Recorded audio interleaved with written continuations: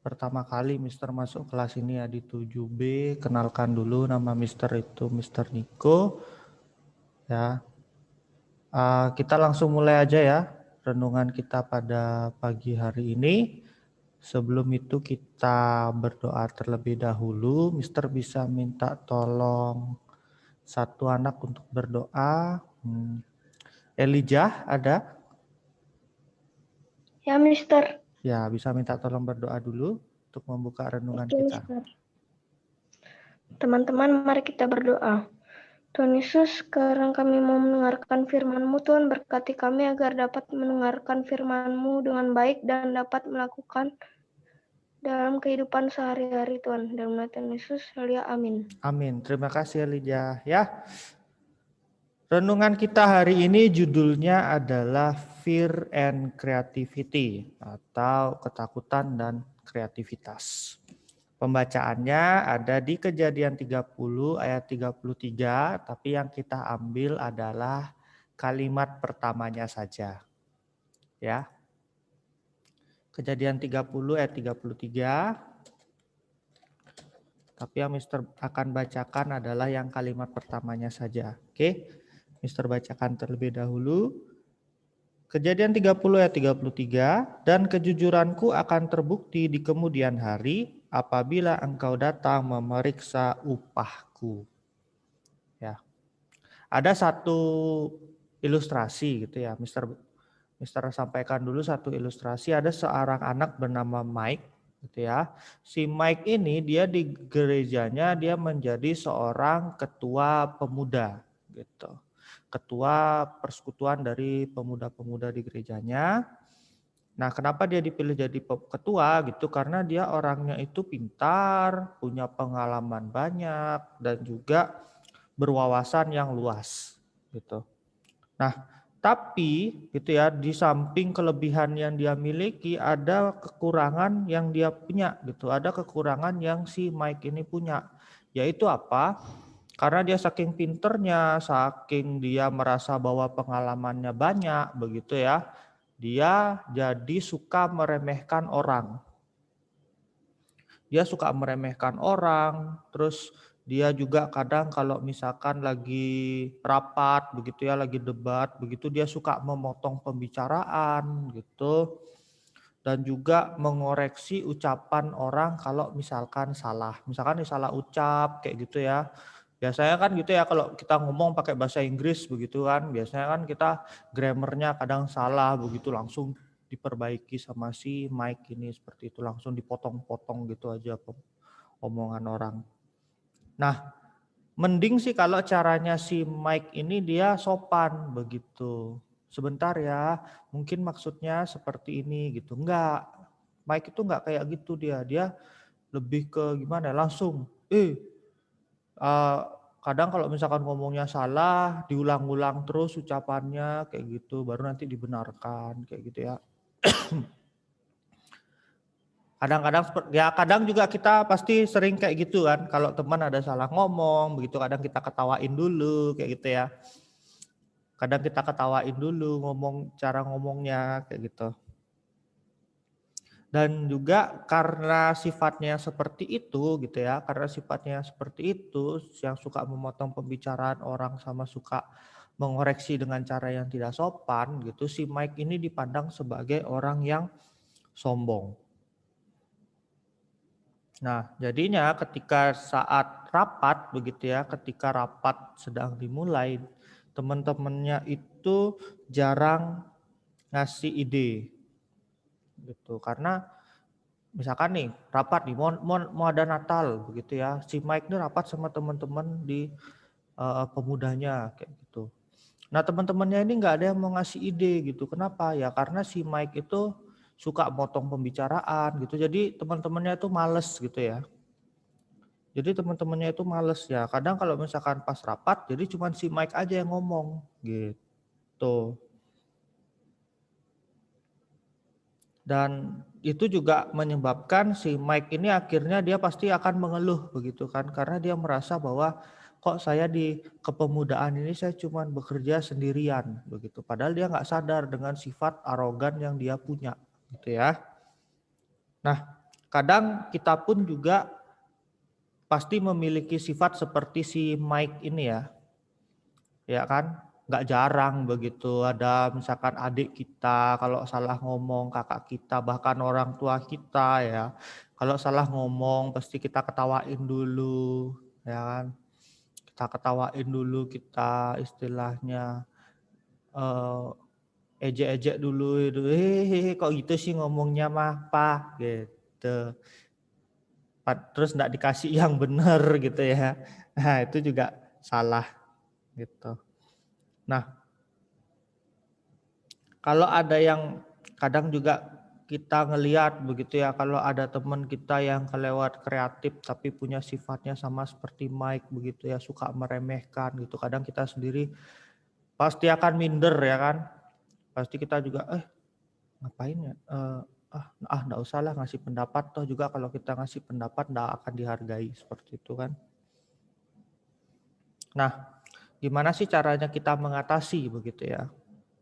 Gimana sih sebenarnya cara kita buat mengatasi sifat-sifat kita yang seperti si Mike ini atau kita ada di posisi seperti temannya si Mike ini. Nah, yang pertama kalau kita merasa diri kita seperti si Mike yang tadi Mister jelaskan begitu ya, kita harus introspeksi diri gitu. Kadang kan banyak juga orang gitu ya, pernah kalian dengar istilah ini enggak, peribahasa tong kosong nyaring bunyinya? Pernah ya? Kalau pernah kasih reaksinya coba, kasih jempol. Ayo. Wah, belum tahu nih. Oh, udah ya. Terima kasih Mark, terima kasih Fetli, Elijah, terima kasih ya. Ya kadang kita kan itu ya, tong kosong nyaring bunyinya tuh maksudnya apa? Berarti kan dia banyak omong tapi nggak ada apa-apanya kan gitu ya. Banyak omong tapi nggak ada apa-apanya. Nah, kalau misalkan kita merasa diri kita itu sudah seperti si Mike begitu ya, ya kita harus introspeksi dulu. Kita harus berdoa kepada Tuhan, Tuhan tolong hilangkan sifat sombong gitu ya, hilangkan sifat arogan yang saya miliki seperti itu. Jadikan saya orang yang bisa menjadi berkat bagi kehidupan saya di sekitar saya begitu. Nah, pasti nanti Tuhan akan tolong melalui lingkungan yang Tuhan kasih begitu. Melalui orang-orang yang ada di sekitar kita gitu, pasti kita akan disadarkan seperti itu. Nah, kalau Tuhan sudah menolong, ya kita harus sadar juga, oh maksudnya teman kita nih ngasih tahu kalau kita nih sudah terlalu ngomongnya kayak gitu, sudah terlalu kelewat kayak gitu ya.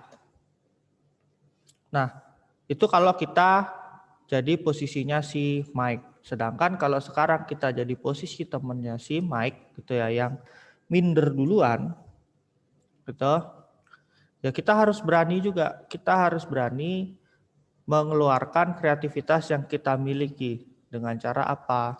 Dengan cara kita membuktikan omongan kita, apa yang kita katakan, itu kita bisa pertanggungjawabkan dengan baik. Tuh, misalkan nih, kalau lagi ada acara apa begitu ya, Natal deh, misalkan Natal. Oh, dekorasi ini bagus kayak gitu. Dekorasi ini bagus. Jangan cuma sekedar ngomong bilang dekorasi ini bagus gitu, tapi ketika kita dimintai tolong untuk mengerjakan, aduh saya enggak bisa gitu. Nah, itu jangan. Kalau kita berani berbicara, berarti kita harus berani bertanggung jawab.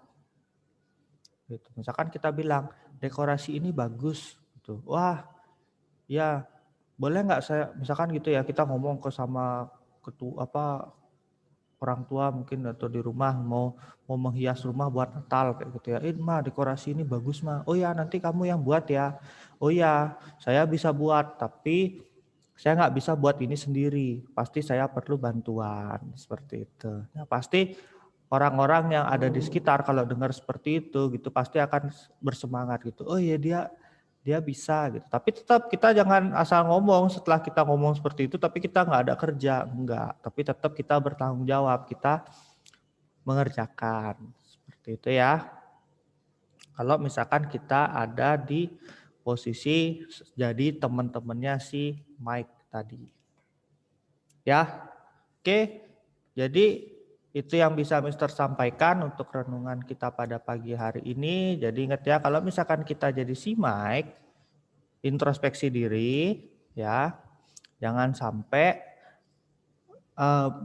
kesombongan kita itu membawa kita pada jatuh, maksudnya membuat kita jatuh dalam dosa, gitu ya.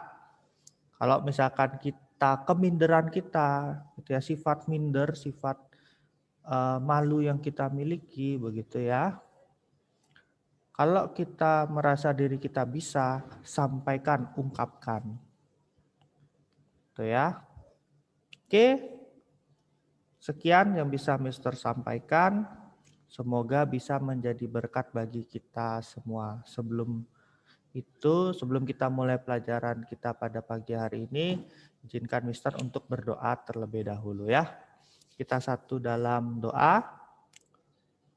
Tuhan, terima kasih ya Tuhan untuk segala berkat dan juga anugerah-Mu untuk kesempatan kami bisa mendengarkan renungan pada pagi hari ini ya Tuhan.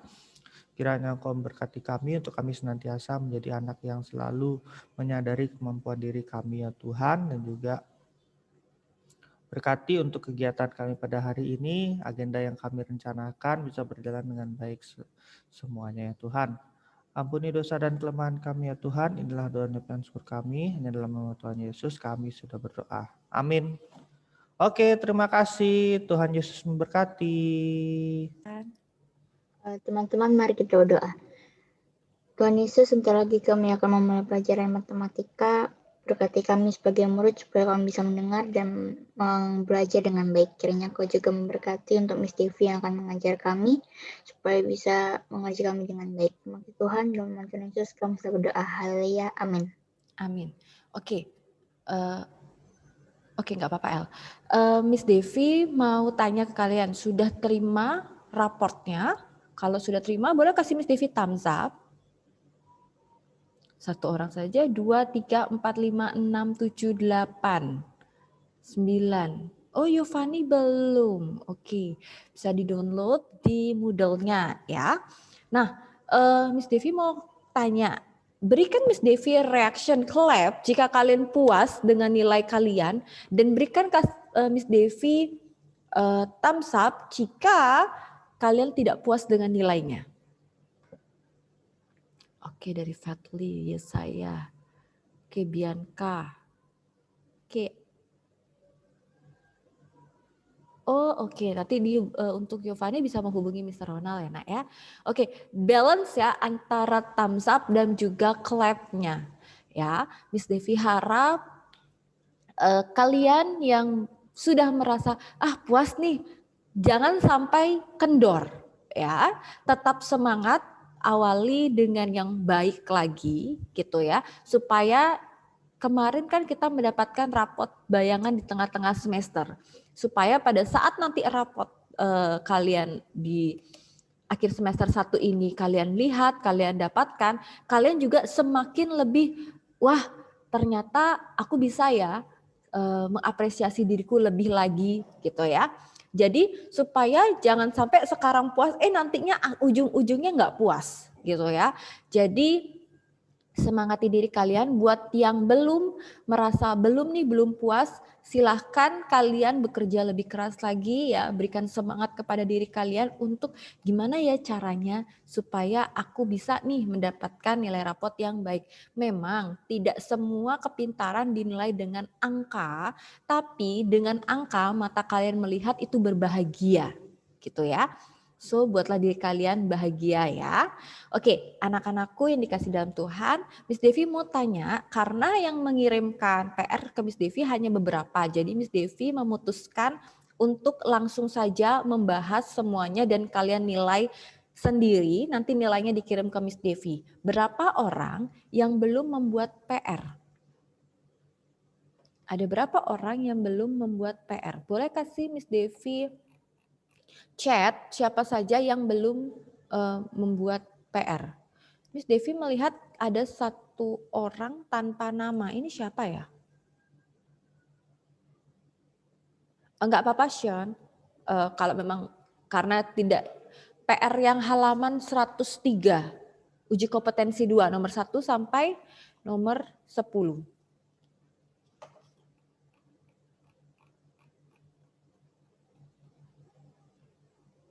Oke, Mark. Mark, PR-nya udah dibuat belum, Nak? Mark, bisa dengar suara Miss Devi, Nak? Iya. Mark sudah buat PR, Nak? Ya. Yang PR halaman 103 di LKS, di LKS ini ya, di LKS kalian ini ya. Di halaman 103. Sudah belum, Mark? Oke. Untuk LKS halaman 103 LKS 103 kompetensi 2 ya. Oke. Nomor 1, adakah yang bisa menjawab? Oke, di sini Miss Devi melihat ada Bianca Violet. Silakan, Nak. Nomor 1 itu pernyataan diagram Venn dan pernyataan berikut. Manakah pertanyaannya benar? Jawabannya adalah B. Jawabannya adalah B. Kenapa jawabannya B? Karena yang kan jawaban B itu dia jawabannya nomor 2 sama nomor 3. Itu yang benar. Ya, oke. Oke, nggak apa benar. Jawabannya benar ya, karena 2 dan 3 itu benar, Miss. Jadi saya jawabnya B. Oke, perhatikan. Nanti kalau kalian mau jawab, kalian langsung bisa keluar suara saja. Ya, Miss Devi bolehkan kalian langsung menjawab keluar suara atau kalian raise hand ya. Oke, perhatikan. Di yang nomor 1, kalau A irisan B, irisan itu di tengah. Perhatikan ya, irisan itu pasti di tengah. Diapit dia ya, diapit dengan bulatan seperti ini. Kalau 3 berarti dia seperti ini. Nah, gitu ya. Nah, irisan itu dia yang diapit. Oke ya. Nah, kalau dia bilang 6 sama 12, 12-nya bukan. 6-nya iya, gitu ya. Jadi nomor A sudah pasti salah. Kalau yang nomor 4, di situ ada 15. Sedangkan 15 itu di luar. Dia termasuk anggota semesta, tapi dia bukan irisan atau dia bukan anggota A dan B. Itu yang menyebabkan dia salah. Jadi jawabannya itu adalah B. Bianca Violet langsung tambahkan plus 3 gitu ya. Oke, nomor 2. Adakah yang mau menjawab nomor 2? Silakan Yesaya. D. Baca dulu dong soalnya. Oh iya, Miss. Diketahui himpunan S sama dengan bilangan asli kurang dari 17. Habis itu A sama dengan bilangan ganjil kurang dari 17. Dan B bilangan kelipatan 3 kurang dari 17. Himpunan A apa ya, Miss? Gabungan B Ayo apa? komplement Ya, berkomplement. adalah Oke, boleh kasih tahu Miss Devi S-nya dapat berapa saja, Nak? Bilangan asli dimulai dari angka 1 berarti. Berarti? 1, 2, 3, 4, 5, 6, 7, 8, 9, Sampai 10. 17 gitu ya? Ya. Oke, yang A-nya? Bilangan ganjil kurang dari 17. 1, 3, 5, 7, Lanjut. 9, Betul. 11, 13, Iya. 15, dan ya 15. 15. Oke, pertanyaannya Miss Devi, apakah 17 masuk? Tidak, Karena di situ kurang dari 17. good job. Oke ya, karena kalian nanti akan membuat gabungan, jadi Miss Devi tulis saja ya. 7, 8, 9, 10, 11, 12, 13, 14, 15, dan 16. Oke, yang B-nya. Kelipatan 3 kurang dari 17. Berarti hasil-hasil di kelipatan 3. Yesaya? 3, Ya, betul, pintar. 9, 3 kali 1, 3, 6. 9, lanjut. 12, 12, pintar. 15. Oke, ada lagi? Itu aja. Oke, sip. Oke, yang diminta kan A gabungan B. A gabungan B tapi komplement. Nah, caranya adalah cari dulu A gabungan B. A gabungan B itu dicari dulu. Ini tahap pertama yang harus dicari. Jadi kalian menggabungkan dulu ya A dengan B-nya. Nah, sekarang Miss Devi gabungkan. 1, 3, 5, 6, 7, 9, 11, 12, 13, dan 15. 1, 3, 5, 6, 7, 9, 11, 12, 13, dan 15 ya. Nah sekarang karena dia yang diminta A gabungan B komplement berarti cari A gabungan B ini perbandingkan dengan S. Nah yang ada di S kita coret. Oke, yang ada di S kita coret. 1 ada, 3 ada, 5 ada, 6 ada, 7 ada, 8 nggak ada, 9 ada, 11, 12, 13, dan 15. Yang tidak dicoret berarti dia adalah A gabungan B komplement. Artinya yang bukan anggota A gabungan B. Ini kan bukan anggotanya A gabungan B. Maka ditulis 2, 4, terus habis itu 8, 2, 4, 8, 10,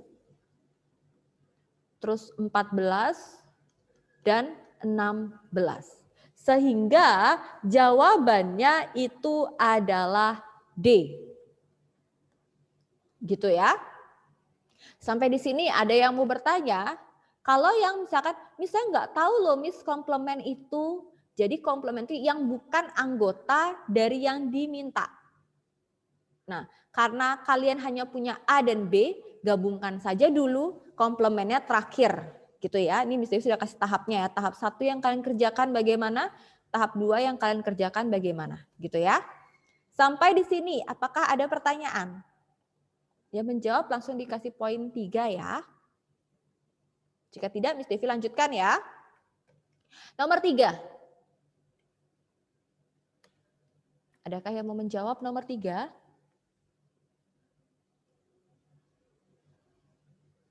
Tidak ada? Nomor 3 tidak ada yang mau menjawab? Yakin? Miss Devi coba. Nomor 2 jawabannya D, delta. Nomor 3, adakah yang mau menjawab? Tidak ada?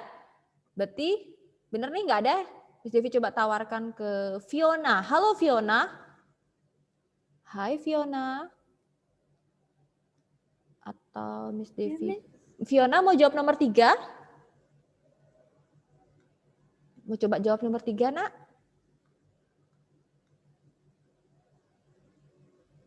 Oke, Miss Devi belum dengar suaranya nih. Mita, halo Mita. Halo Ya, Mita. Mita mau coba jawab nomor 3? Boleh deh. Boleh deh. Kok ragu nak? Oke, silakan coba.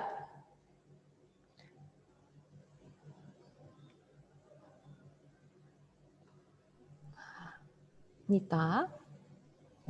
Iya, itu S-nya aja langsung ya.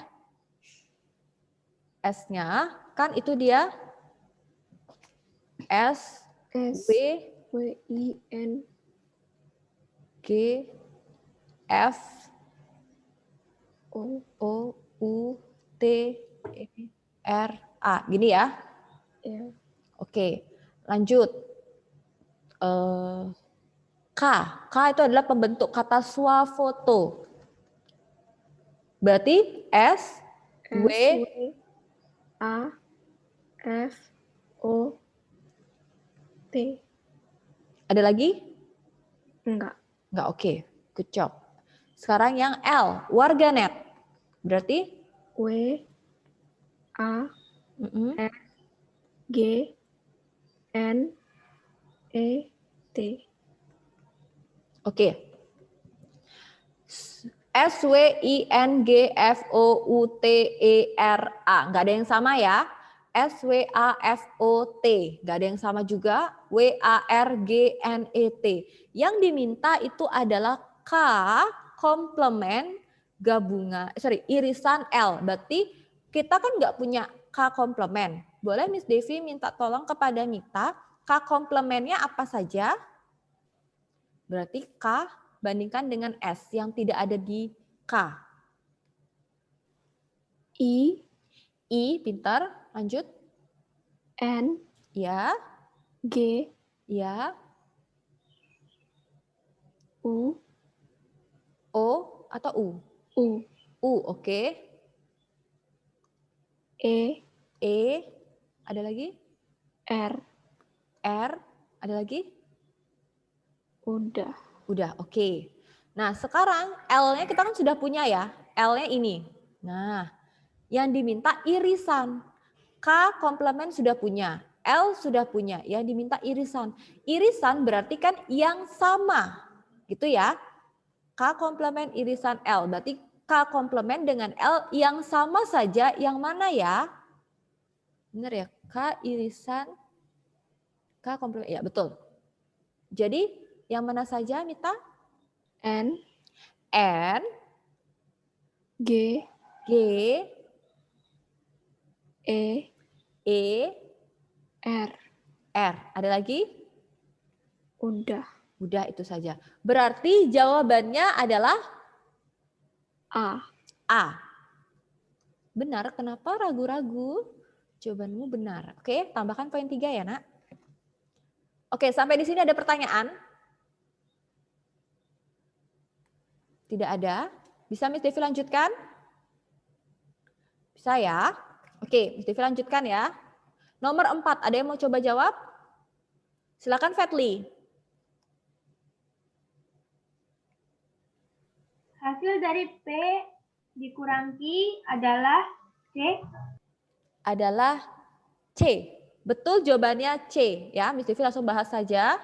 Perhatikan, dia ada buat seperti ini ya. C, D, J, lalu ada G dan H, lalu ada E, F, dan I. Terus di kotaknya itu dia buat ini semestanya, terus P dan Q. Ini P, ini Q. Himpunan P, ini himpunan Q, lalu ada A, ada B. P dikurang Q, berarti ini adalah P tanpa anggota Q. Gitu ya, P tanpa anggota dari si Q. Kalau kalian lihat ya, ini Miss berarti P itu C, D, J, G, H. Tapi GH ini juga punyanya si Q. Nah ini kena dia punyanya Q. Buletannya Q ini kena. Maka yang dia minta adalah hanya P saja tanpa anggota kebersamaan. Berarti adalah sisanya hanya C, D, dan J. Jadi jawabannya itu kalau kalian melihat langsung di tabel kalian, itu sudah terlihat yang membingungkan hanya G dan H-nya saja. Ya, jadi jawabannya itu adalah C. Sampai di sini ada pertanyaan? Sampai di sini ada pertanyaan? Jika tidak Miss Devi akan lanjutkan. Sudah ya? Oke, Miss Devi lanjutkan. Kathleen, ada pertanyaan atau? Enggak, Miss Kata mau jawab. Oke, nomor 5 ya. Silakan Kathleen. Diketahui himpunan semesta bilangan AC kelipatan 5 kurang dari atau sama dengan 80. Oke. Sorry Kathleen, Oke. boleh langsung saja ya Nak ya? S-nya, Kathleen dapat berapa Nak? Bilangan asli kelipatan. 5, 10, Ya, pinter. 15, 20, 25, 30, 35, 40, 45, 50, 55, 60, 65, 70, 75, 80. Gini ya, Nak. Oke, Ya, Miss. pintar. Oke, sip. Miss Devi lanjutkan. Yang A gimana, Nak? 10, 20, Kathleen? 30, 40, 50, 60, 70, 80. Oke, bernafas dulu Kathleen. Yang B-nya, bilangan asli kelipatan 15 kurang dari 90. 15, Sebentar, B, 15. 30, 45, 60, 75. Oke, pertanyaannya adalah A min B komplement. Boleh sekarang Kathleen cari dulu A min B-nya, Nak. A min B. A tanpa B. Berarti yang ada BB-nya dicoret aja. Kan A-nya dari sini ya. Dari A min B komplement. Ya, betul. Berarti yang sama dengan B dicoret. A-nya yang sama dengan B dicoret. Berarti yang dicoret berapa saja? 2, Miss. 30 sama 60, Miss. 30 sama 60. Karena dia sama ya dengan B-nya. Ya, oke. Berarti A min B-nya berapa? 10, 20, 40, 50, 70, sama 80. 10, 20, 40, 50, 70, sama 80. Ini baru dapat A min B-nya. Yang diminta adalah A min B komplement. Berarti bandingkan dengan semesta. Nah, yang sama dicoret. Semesta yang sama dengan A minus B dicoret. Berarti yang mana saja Miss Tivi perlu coret, Nak?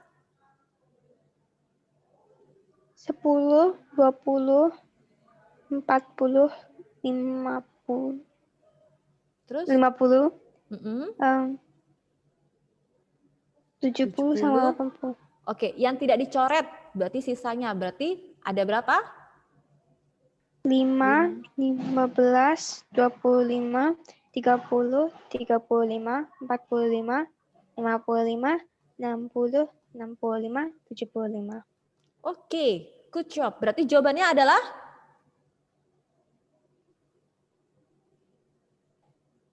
Jawabannya adalah 5, 60, 65. Jawabannya adalah C.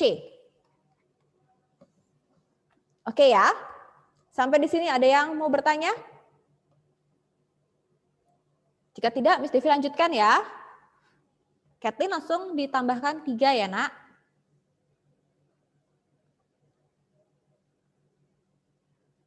Nomor 4 itu adalah C, betul, nomor 4C ya.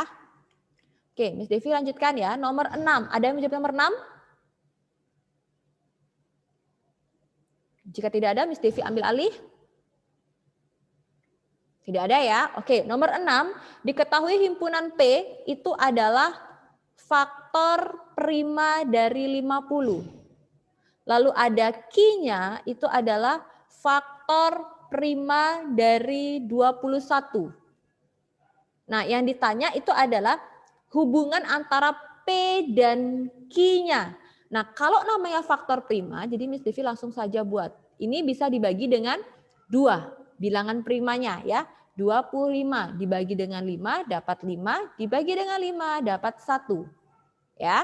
Lalu 21 dibagi dengan 3 dapat 7, dibagi dengan 7 dapat 1.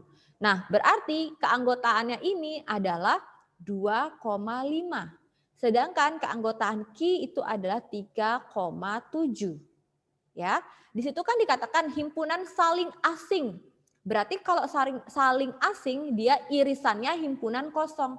Kalau ini diiriskan dia adalah himpunan kosong, ya. Lalu yang B dia ada himpunan beririsan, dia nggak punya yang anggota yang sama. Sudah dijawab tadi di A, dia saling asing. Oke. Yang C banyak anggotanya sama. Ini banyak anggotanya 2, ini juga 2. Himpunan bagian, dia tidak ada karena tidak ada yang sama di dalamnya ya. Berarti yang menjawab A maupun C itu betul. Sudah ya, yang menjawab A maupun C itu betul. Sudah paham? Ada yang mau bertanya lagi? Ingat faktor prima berarti kalian membuat seperti pohon faktor boleh, membuat tabel juga boleh. Ya. Sampai sini paham ya, Miss Devi? Lanjutkan ya. Nomor 6 A atau C, siapa yang jawab A, siapa yang jawab C itu betul, ya. Nomor 7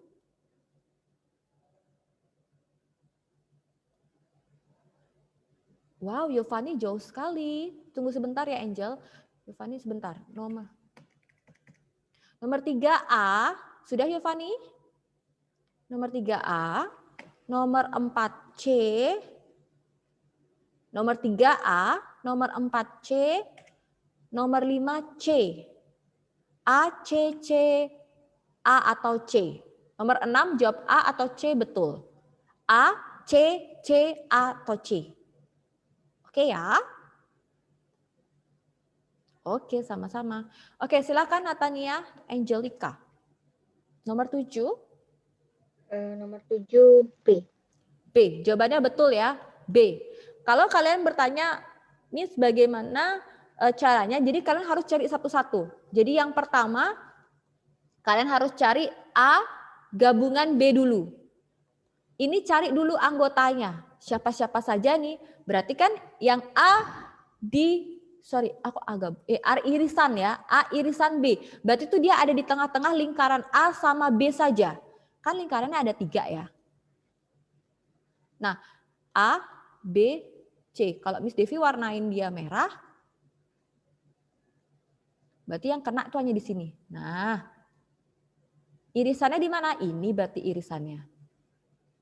Oke ya, berarti irisannya itu adalah 3 dan 5. Digabung dengan B. Siapa saja anggota B? Anggota B itu yang termasuk di sini nih, yang Miss Devi buletin berkali-kali.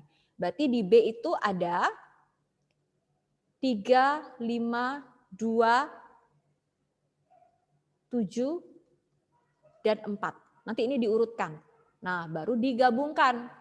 Dapatnya itu adalah 2, 3, 4, 5, dan 7. Seperti ini caranya. Ya, ini diterapkan sampai di nomor 6. Jadi carinya satu persatu. Gitu ya. Sampai di sini ada pertanyaan? Ada pertanyaan? Jika tidak, Miss Devi lanjutkan ya. Jadi jawabannya itu adalah B. Paham ya? Tidak ada pertanyaan? Miss Devi lanjutkan ke nomor 8. Ada yang mau jawab nomor 8? Tidak ada? Oke, poin nomor 8 itu mudahnya adalah kalian mencari irisannya terlebih dahulu. Kan dia ada yang matematika sama sains gitu ya. Ada yang matematika sama sains. Nah, yang matematikanya irisan dengan N ya, karena kalian kalau membuat suatu diagram Venn yang kalian perlukan itu adalah irisannya. Yang paling awal. Kathleen nomor 7 jawabannya itu adalah B. Ini ya. Oke ya. Jadi irisannya yang perlu kalian ketahui sebenarnya dulu ya. Nah, cari aja yang sama. Yang sama dengan M dan N. Itu kan ada namanya Atta terus ada Aza. Lanjut lagi ada Riangga sama Rafa. Riangga sama Rafa. Nah, ini yang sama. Ini ditaruh di tengah. Jadi ini mesti ditaruh Atta. Mesti ditaruh Atta, terus di sini Aza, di sini Riangga, di sini Rafa. Nah, setelah tahu, oh ini loh yang sama, ini sekarang Miss Vivi buat ini matematika, ini sains. Anggota yang matematika ada Kansa. Lebih mudah kalian pakai diagram Venn ya. Ada Dava. Ada Aza. Aza sudah Miss di tengah. Atta juga sudah. Ada Anindya. Ada Raisya. Ada Riyangga sudah. Ada Bella dan Rafa. Rafa sudah di sini. Oke. Nah sekarang yang N-nya. Ada Talita. Ada Atta sudah disebut di tengah. Ada Akmal. Lalu ada Azal sama Riyangga juga sudah disebut. Dan ada Kenji dan Rafa. Rafa sudah disebut ya. Tinggal kalian bikin saja diagram Venn seperti biasa. Nah, Miss terus yang dikatakan M gabungan N komplement. Berarti dia di luar M dan N. Itu siapa saja? Ada Yaya dan ada Nica. Kok di luar Miss? Nah, dia bilang semestanya siswa kelas 7 yang mewakili sekolah dalam lomba persahabatan antar sekolah. Mungkin Yaya dan Nica tidak ikut lomba matematika maupun sains. Mungkin mereka ikut lomba puisi. Tapi karena diagram Venn-nya yang diminta hanya matematika dan sains, maka dia di luar sini. Gitu ya. Dia ikut lomba tapi bukan matematika dan sains, itu artinya. Ya. Nah, sekarang yang diminta kan adalah banyak siswa kelas 7 yang mewakili sekolah dalam lomba persahabatan antar sekolah. Berapa sih total dari semestanya? Tinggal kalian hitung. 1, 2, 3, 4, 5, 6, 7, 8, 9, 10, 11, 12, 13, 14. Jadi jawabannya adalah 14. Sampai di sini ada pertanyaan? Lebih mudahnya adalah membuat dengan diagram Venn. Ya, kenapa? Karena kalian tidak akan kira-kira yang mana ya, kira-kira yang mana ya, seperti itu. Simpelnya adalah membuat diagram Venn. Ada cara lain? Ada. Boleh nggak pakai diagram Venn, Miss? Boleh. Tapi lebih simpel kalian memakai diagram Venn. Sampai di sini ada pertanyaan? Jadi jawabannya itu 14 itu ada C.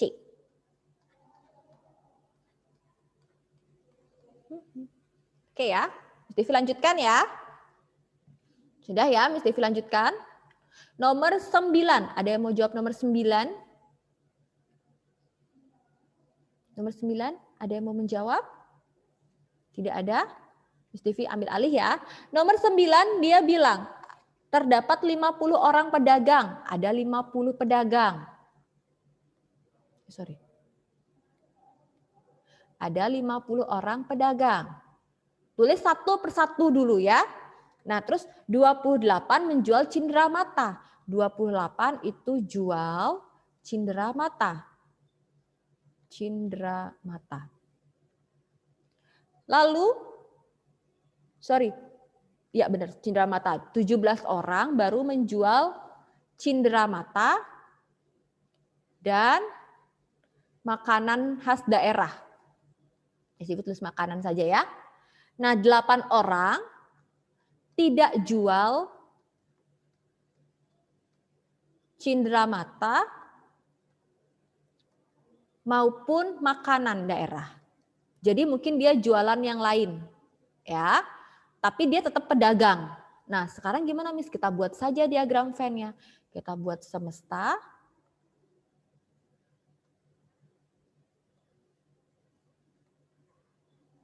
Nah, ini yang jual cindera mata, ini yang jual makanan. Ini tengah-tengah ini pasti dia menjual cindera mata dan makanan. Ya, Miss Devi kasih di sini lambangnya C, di sini C dan M, C irisan M.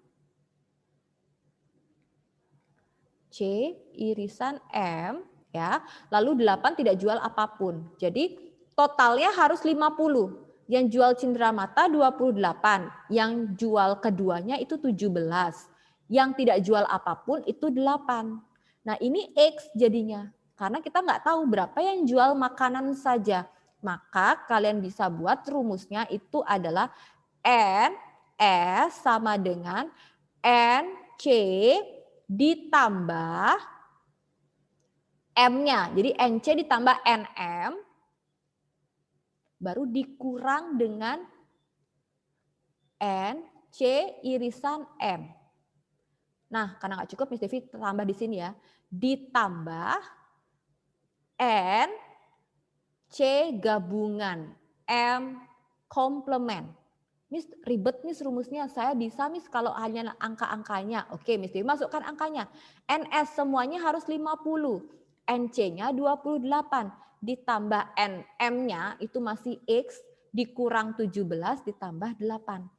Kok dikurang dengan 17 Miss? Karena 17 ini kan dia keduanya.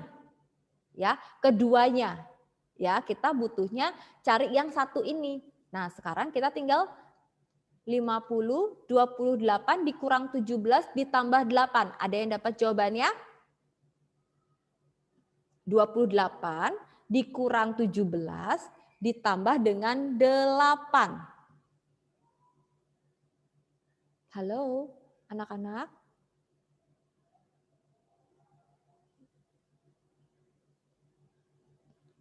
Anak-anak? Halo? 28 dikurang 17 berapa? Halo, ada orangkah di sini? 11. Miss Devi mendengar ada suara sih, tapi boleh kasih Miss Devi jawaban ya. 28 dikurang 17 dikurang 8. Boleh bersuara? Berapa? 19. 19, gitu kah? Oke. Miss Devi itu sedih ya, kalian tuh diam-diam aja gitu ya. Oke, jawabannya adalah 19 ditambah X-nya ini sendiri. X-nya ini adalah M-nya. Nah, kumpulkan angka dengan angka. 50 dikurang 19 sama dengan X. Berarti 50 dikurang 19 berapa anak-anak? 31. 31. Sama dengan X. X ini adalah yang menjual makanan. Karena yang ditanya pada soal adalah berapa banyak pedagang yang menjual makanan khas. Ya. Jadi jawabannya itu adalah D. Sampai di sini adakah pertanyaan? Ini seribet banget, Miss. Ada orang yang tidak menggunakan rumus, tapi dia langsung bisa membaca. Yang penting ketika 28 ditambah X-nya ini dikurang 17 ditambah 8 lagi harus hasilnya 50. Ya, kalau pakai rumus silakan, kalau kalian sudah mengerti dari diagram Venn juga silakan. Ya. Sampai di sini ada pertanyaan? Jika tidak, Miss Devi lanjutkan lagi satu nomor saja. Nomor 8 Yovani jawabannya C ya. Nomor 9 D. Nomor 10, ada yang mau jawab nomor 10? Jawab saja. Jawab aja, Miss Devi akan buat caranya. Gak ada yang mau? Miss Devi mau dengar suaranya. L, halo L. Halo, Miss. L nomor 10 jawab apa nak?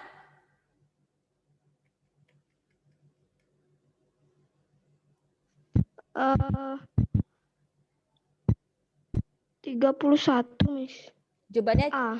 A. Oke, thank you L. Oke, perhatikan nomor 10 semestanya itu kan adalah 80. Ya.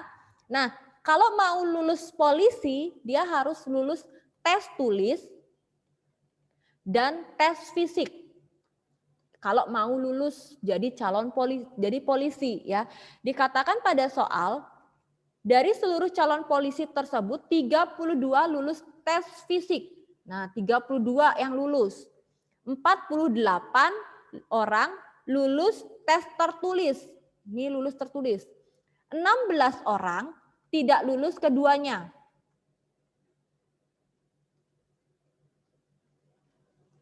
Berarti itu adalah dia mendapatkan 16 orang yang tidak lulus. Banyak calon polisi yang diterima. Kalau langsung kalian buat diagram Venn ya, seperti ini. Ini lingkaran himpunan. Ini yang tulis, ini yang fisik. Ini semestanya. 48 dan 32. Yang tidak lulus taruh di luar, 16. Ya, yang ditanya itu adalah yang lulus keduanya, berarti yang di sini. Kalau yang di tengah yang ditanya, Ya, kalau irisan yang ditanya, maka kurangi tulis dan fisik dengan XX tersebut. Bentar ya, banyak polisi yang diterima, gitu ya. Nah, caranya adalah NS-nya sama dengan kalian bisa langsung masukkan gimana biar mudahnya Miss Devi buat ini aja ya, biar kalian paham. Nah, tadi kan Miss Devi bilang harus dikurangin dengan kedua X-nya ini. X-nya ini harus dikurangi dengan keduanya. Berarti 48 minus X, 32 minus X, dan X-nya. Kenapa Miss harus dikurangin? Karena yang ditanya irisan. Kalau tadi yang ditanya bukan irisan, jadi dia hanya satu kali pengurangan. Irisannya sudah diketahui. Karena kalau irisannya belum diketahui, dia harus 2 kali pengurangan. Gitu ya. Nah, sekarang ini T, ini F. Miss Devi kalau buat rumusnya, Miss Devi tinggal buat seperti ini. Miss Devi minta waktunya sedikit saja ya. NS-nya itu adalah NT-nya, oke. Yang ini ditambah N, T irisan F, sudah, ditambah dengan NF-nya, ditambah dengan N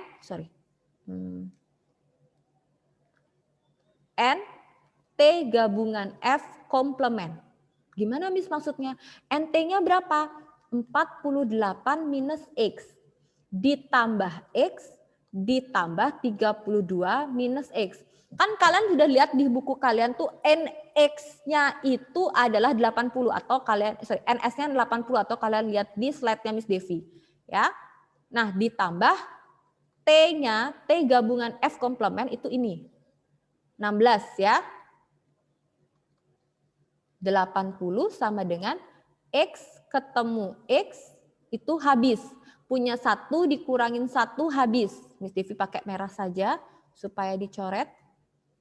Ya. Sisa 48 ditambah 32 minus X ditambah 16.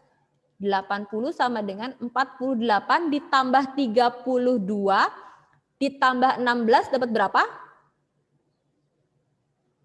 Ada yang mendapatkannya? Halo? Saya Miss. Berapa? 96 Miss. 96 terus dikurangin dengan X-nya. X-nya biar nggak jadi minus dipindah. X-nya pindah ke sini, jadi 96, 80-nya tukar. Min 80. Jadi dapatnya berapa? Ada yang bisa jawab?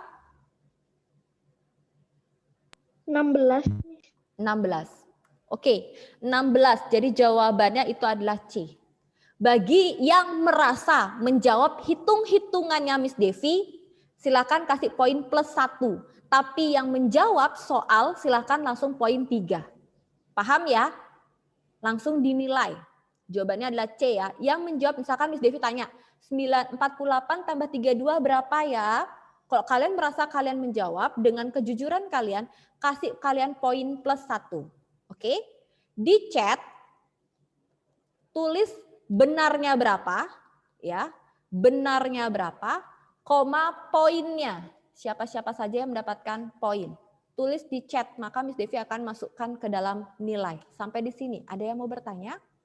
Kirim sekarang sampai siang nanti, karena Miss Devi akan langsung ambil nilai dari chat Zoom kalian.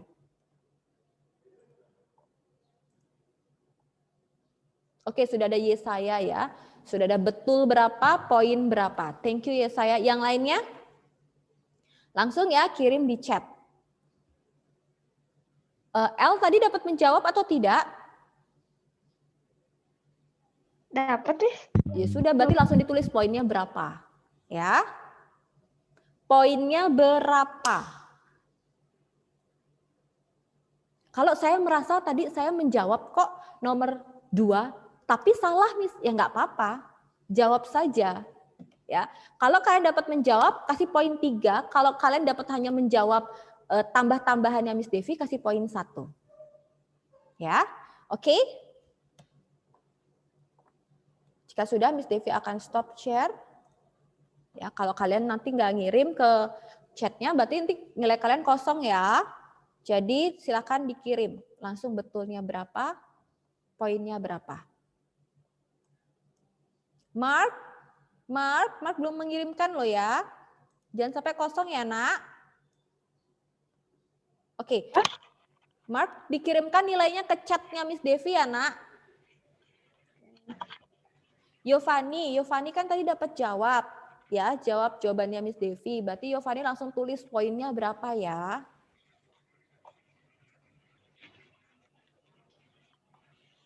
Oke, Mark, kirim nilainya ke Miss Devi ya, Nak. Iya. Oke, Miss Devi akan tutup di dalam doa sampai berjumpa pada hari Jumat. Ingat PR-nya, kasih tahu juga teman-temannya PR-nya di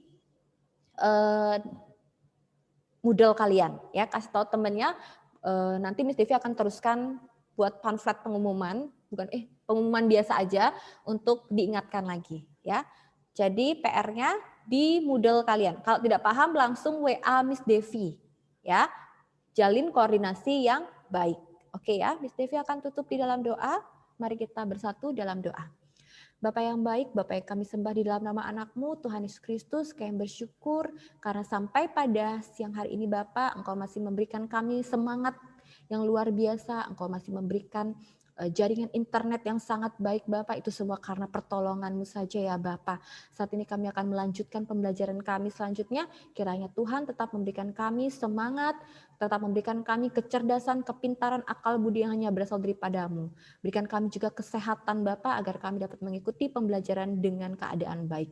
Kami serahkan juga buat teman kami Leika yang saat ini sedang sakit, kiranya Tuhan menjamah agar ia dapat mengikuti pembelajaran pada hari selanjutnya. Kami serahkan doa ini hanya di dalam nama Tuhan Yesus Kristus. Kami berdoa dan mengucap syukur, haleluya. Amin. Oke anak-anak, selamat belajar kembali. Tuhan Yesus memberkati.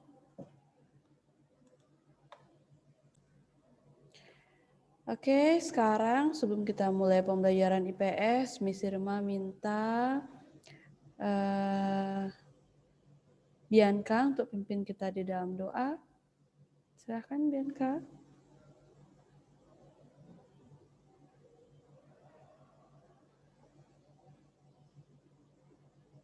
Miss, ini ada 2 Bianca, Miss. Oh iya benar. Iya Bianca Violet. Oke. Ya. Teman-teman, mari kita berdoa. Tuhan Yesus, kami mau belajar ya Tuhan, berkati kami supaya kami bisa mengerti pelajaran dan juga berkati guru kami supaya bisa mengajar kami dengan lancar ya Tuhan. Terima kasih Tuhan, dalam Yesus, haleluya, amin. Amin. Thank you Bianca. Oke anak-anak. Jadi sebelumnya Miss Irma sudah menjelaskan mengenai interaksi sosial, materi mengenai interaksi sosial. Nah, sekarang sebelum Miss Irma lanjutkan, Miss Irma mau bertanya dulu. Apakah Miss Irma perlu mereview kembali materi sebelumnya atau langsung lanjut saja ke materi berikutnya? Gimana anak-anak? Miss Irma minta tolong direspon atau silahkan unmute. Apakah perlu direview kembali? Gimana? Siapa tadi? Lanjut aja, Miss. Oh iya, lanjut langsung tanpa direview. Yovani minta direview. Yang lainnya gimana? Halo 7B. Yang lainnya gimana? Kalau mau dilanjut, Miss Irma lanjut. Kalau mau direview dulu, Miss Irma review. Untuk yang lainnya, apakah perlu direview kembali? Atau ikut-ikut saja, Kathleen review. Oke. Kalau begitu Miss Irma review kembali dulu ya. Miss Irma review dulu ya untuk mengingat-ingat materi yang Miss Irma sudah jelaskan sebelumnya. Oke. Sebentar, Miss Irma siapkan dulu PowerPoint-nya.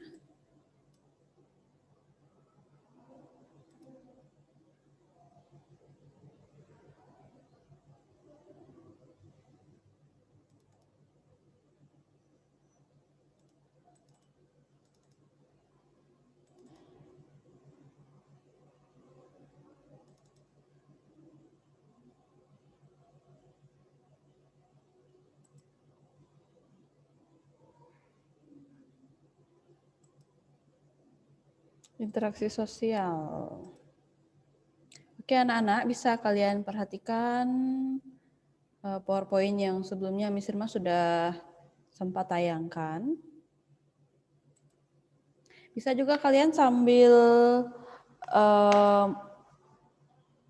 melihat juga di LKS atau buku paket. Untuk yang di LKS bisa kalian sambil di stabilo atau di garis bawahi poin-poinnya. Silahkan ya. Oke, apa itu interaksi sosial? Sebelumnya Miss Irma sudah jelaskan.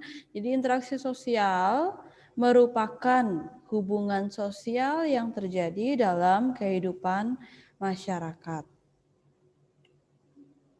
Kemudian ciri-ciri dari interaksi sosial, yang pertama jumlah pelakunya tentu lebih dari 1 orang atau jumlah pelaku 2 orang atau lebih.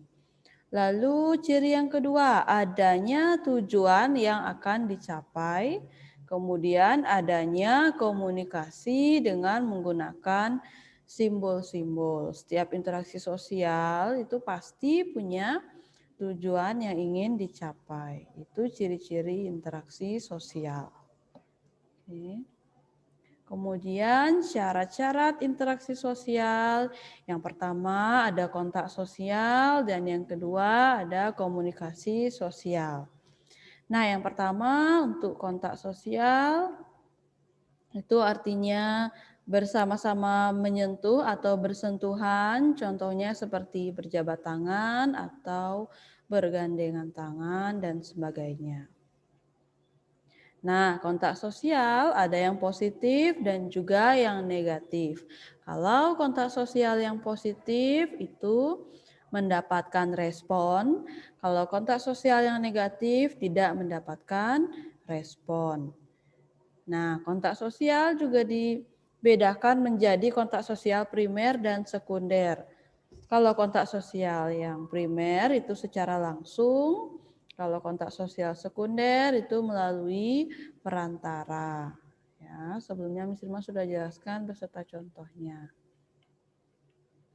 Kemudian komunikasi, itu komunikasi artinya penyampaian informasi dari satu pihak ke pihak yang lain. Nah, komunikasi prosesnya dapat terjadi melalui unsur-unsur. Yang pertama, sumber informasi atau pengirim pesan. Yang kedua, pesannya tersendiri. Jadi pesan verbal maupun non-verbal. Lalu saluran komunikasi atau sarana yang dipergunakan dalam berkomunikasi. Kemudian komunikan atau yang menerima pesan, umpan balik atau respon yang diberikan, dan gangguan komunikasi atau kendala dalam penyampaian informasi atau dalam proses komunikasi. Nah, selanjutnya faktor pendorong interaksi sosial. Jadi, apa saja faktor-faktor yang mendorong sehingga terjadi interaksi sosial?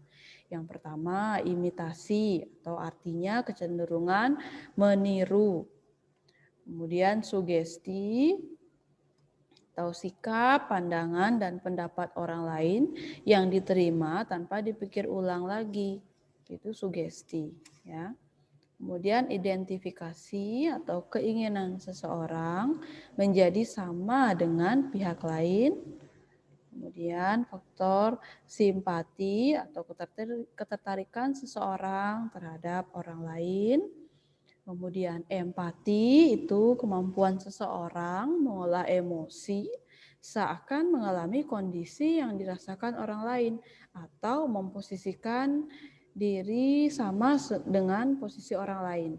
Ya, melihat teman kesulitan, kita berempati, merasakan sama seperti teman kita, gitu misalnya ya. Kemudian ada motivasi. Motivasi merupakan dorongan dari dalam diri seseorang. Nah, motivasi di sini disebut sebagai salah satu faktor pendorong terjadinya interaksi sosial, karena dengan adanya motivasi seseorang pasti melakukan interaksi sosial. Contohnya, saya ingin lebih giat lagi belajarnya. Dengan motivasi tersebut, seseorang pasti, saya harus menghubungi guru mata pelajaran apa yang kira-kira saya kurang pahami. Itu pasti dengan begitu terjadi interaksi sosial, ya. Kemudian ada bentuk-bentuk interaksi sosial. Jadi bentuk interaksi sosial ada dua, yang asosiatif dan disosiatif. Nah, kalau yang asosiatif di sini yang mengarah pada kesatuan pandangan atau mengarah pada kerjasama. Ini yang bersifat positif, yang asosiatif. Nah, untuk yang disosiatif ini yang bersifat negatif atau mengarah pada perpecahan atau pertentangan, ya. Nah, untuk yang asosiatif atau yang bersifat positif ini ada kerjasama. Yang pertama ada kerjasama, ya. Kerjasama ini merupakan usaha bersama antar perorangan atau kelompok untuk mencapai tujuan bersama. Nah, bentuk-bentuk kerjasama. Ada kerukunan, tawar-menawar, kooptasi, lalu ada koalisi, dan patungan. Ya. Kemudian yang termasuk di asosiatif itu ada akomodasi. Jadi akomodasi ini merupakan proses sosial dalam masyarakat dengan tujuan menyelesaikan pertentangan atau konflik yang sedang bersengketa. Itu akomodasi.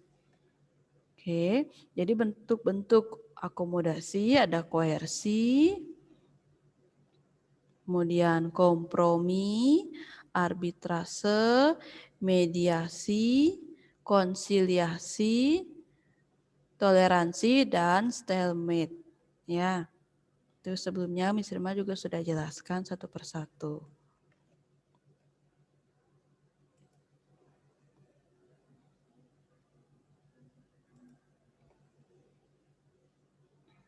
Kemudian ada juga adjudikasi.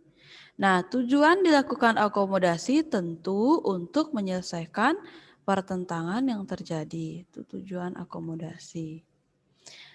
Selanjutnya, jenis interaksi sosial yang asosiatif itu ada asimilasi. Jadi asimilasi ini merupakan proses peleburan dua kebudayaan berbeda menjadi satu kebudayaan baru dan menghilangkan ciri khasnya. Itu asimilasi.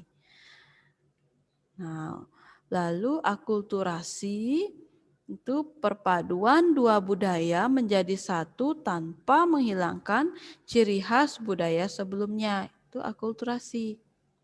Selanjutnya ada amalgamasi, merupakan meleburnya dua kelompok menjadi satu dan melahirkan budaya baru.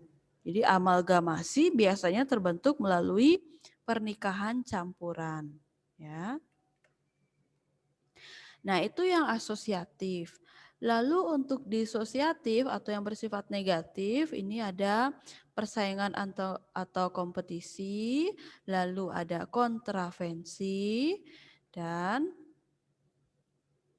ada konflik atau pertentangan. Itu tentu bersifat negatif. Maka dikategorikan sebagai jenis interaksi sosial yang disosiatif karena bersifat negatif.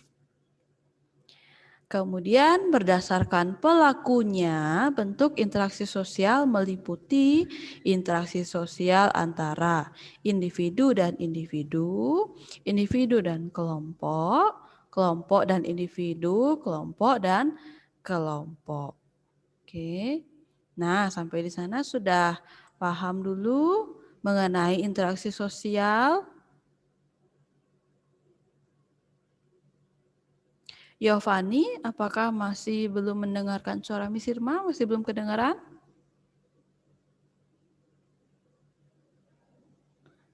Oke. Nah, sampai di sini ada yang mau bertanya dulu?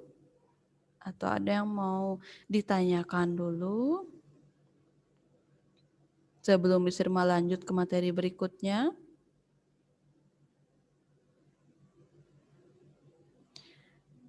Apakah sudah mengerti? Coba tolong berikan reaction-nya. Oke, sudah mengerti ya. Oke, kalau sudah mengerti, sekarang kita lanjutkan ya ke materi berikutnya.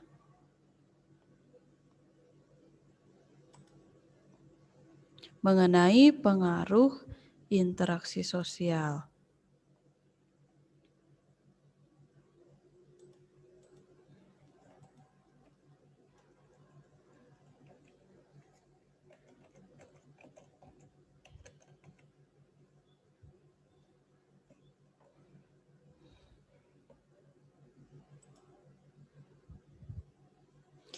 Nah, jadi pengaruh interaksi sosial terhadap proses pembentukan lembaga sosial. Nah, apa itu lembaga sosial? Jadi lembaga sosial atau dikenal juga sebagai lembaga kemasyarakatan itu merupakan salah satu jenis lembaga yang mengatur rangkaian tata cara dan prosedur dalam melakukan hubungan antar manusia saat mereka menjalani kehidupan bermasyarakat dengan tujuan mendapatkan keteraturan hidup. Itu lembaga sosial atau lembaga kemasyarakatan. Perlu kalian ketahui dulu apa itu pengertian lembaga sosial atau lembaga kemasyarakatan. Ya. Nah, selanjutnya apa itu peraturan? Jadi peraturan di sini merupakan perangkat yang berisi patokan dan ketentuan untuk dijadikan pedoman yang merupakan hasil dari keputusan yang telah disepakati dalam suatu organisasi yang bersifat mengikat, membatasi, dan mengatur dan harus ditaati serta harus dilakukan untuk menghindari sanksi dengan tujuan menciptakan ketertiban, keteraturan, dan kenyamanan. Itu peraturan. Misalnya di sekolah, nah di sekolah pasti ada peraturan yang harus ditaati. Salah satu contohnya ketika kalian belajar, meskipun belajar online, kalian juga wajib mengenakan seragam sesuai dari harinya, ya sesuai hari saat kalian melakukan proses pembelajaran online. Itu salah satu contohnya. Oke, itu peraturan. Nah, dari interaksi sosial hingga terbentuknya lembaga sosial, bagaimana awalnya terbentuk lembaga sosial? Ya, jadi gimana awalnya? Nah, yang pertama, sebagai makhluk sosial, manusia pasti saling membutuhkan satu dengan yang lain. Tidak bisa hidup sendiri, pasti saling membutuhkan. Ya. Kemudian terjadilah yang namanya interaksi sosial. Dari keadaan saling membutuhkan itu terciptalah interaksi sosial. Kemudian berikutnya terjadi masalah dalam barter. Barter di sini tidak secara ekonomi saja ya. Terjadi masalah. Nah, terjadi masalah, setelah terjadi masalah maka muncullah aturan yang berlaku untuk menyelesaikan masalah tersebut. Ya. Oke. Nah, menurut Johnson, tidak semua norma sosial bisa menjadi lembaga. Syaratnya, sebagian masyarakat menerima norma tersebut menjiwai seluruh warga, dan norma tersebut mempunyai sanksi yang mengikat warganya. Kemudian alur pembentukan lembaga sosial. Jadi yang pertama terjadi proses interaksi sosial terlebih dahulu, kemudian terbentuklah norma atau terciptalah norma-norma sosial. Selanjutnya terjadi habitualisasi, kemudian terjadi institusionalisasi, mengarah kepada internalisasi, kemudian terciptalah yang namanya lembaga sosial. Ini alur dari pembentukan lembaga sosial. Oke.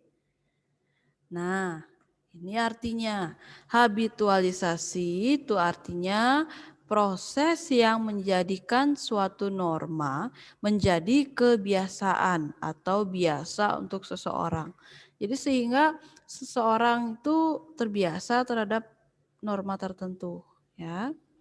Kemudian institusionalisasi itu merupakan proses yang dilewati norma masyarakat yang baru untuk menjadi bagian dari suatu lembaga masyarakat sehingga dikenal, diakui, dihargai, dan ditaati. Selanjutnya, internalisasi di sini sikap menerima norma tersebut dan menjalankannya dengan penuh kesadaran. Itu pengertiannya, ya. Oke, sampai di sini sudah paham dulu anak-anak?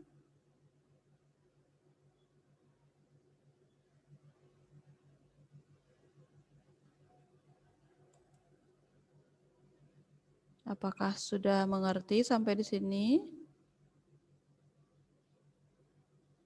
Mohon responnya. Oke. Nah, sekarang kita lanjut ke lembaga sosial.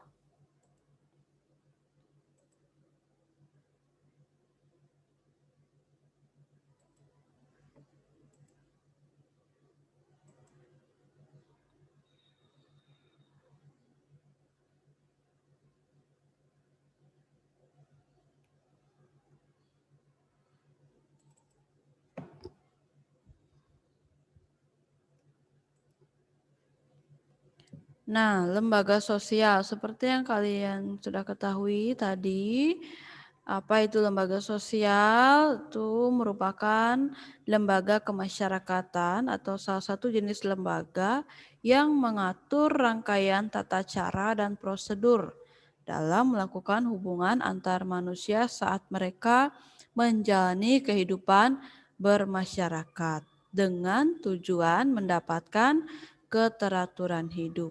Nah, itu pengertian dari lembaga sosial.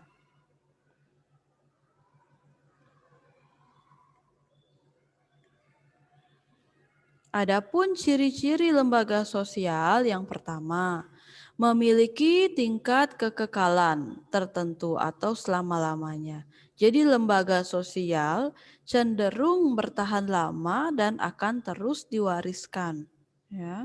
Bersifat kekal, ciri lembaga sosial yang pertama. Yang kedua, memiliki simbol. Simbol dalam lembaga sosial ini difungsikan untuk mempermudah seseorang mengingat keberadaan lembaga. Jadi simbol ini dapat berupa gambar, tulisan, dan lain sebagainya. Jadi setiap lembaga sosial pasti mempunyai simbol. Selanjutnya, memiliki norma tertulis dan tidak tertulis. Setiap lembaga sosial wajib memiliki aturan tertulis maupun tidak tertulis. Misalnya, sekolah itu pasti memiliki aturan tertulis, ya. Jadi contohnya di sini misalnya aturan tertulis menurut Undang-Undang Guru dan Dosen pasal 20 bahwa guru wajib melaksanakan proses pembelajaran. Itu contoh aturan tertulis. Kalau contoh aturan tidak tertulis, siswa wajib memperhatikan guru saat mengajar. Itu aturan tidak tertulis. Nah, kalau misalnya Miss Irma mewajibkan anak-anak yang remedi IPS untuk mengikuti kegiatan remedi. Nah, itu termasuk aturan tertulis atau tidak tertulis? Coba Miss Irma minta Elijah Immanuel. Apakah itu termasuk aturan tertulis atau yang tidak tertulis? Elijah, silahkan. Coba ulang, Miss. Misalnya, Miss Irma mewajibkan setiap anak yang remedi IPS untuk melakukan kegiatan remedial IPS. Itu termasuk yang tertulis atau tidak tertulis, Elijah? Tidak tertulis, Miss. Iya, tidak tertulis. Oke, terima kasih. Jadi itu termasuk aturan tidak tertulis. Kalau misalnya aturan yang tertulis itu misalnya kalian seperti tadi ya di sekolah itu pasti ada aturan-aturan tertulis. Wajib mengenakan seragam baik itu saat pembelajaran online maupun offline ya. Oke.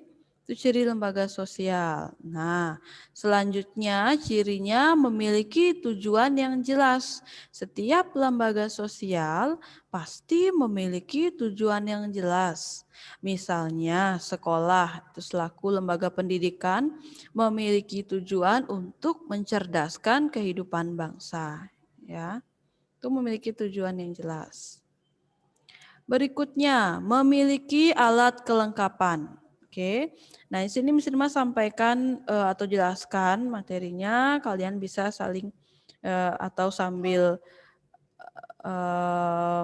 menggarisbawahi yang di LKS, poin-poinnya atau di Stabilo, silahkan ya.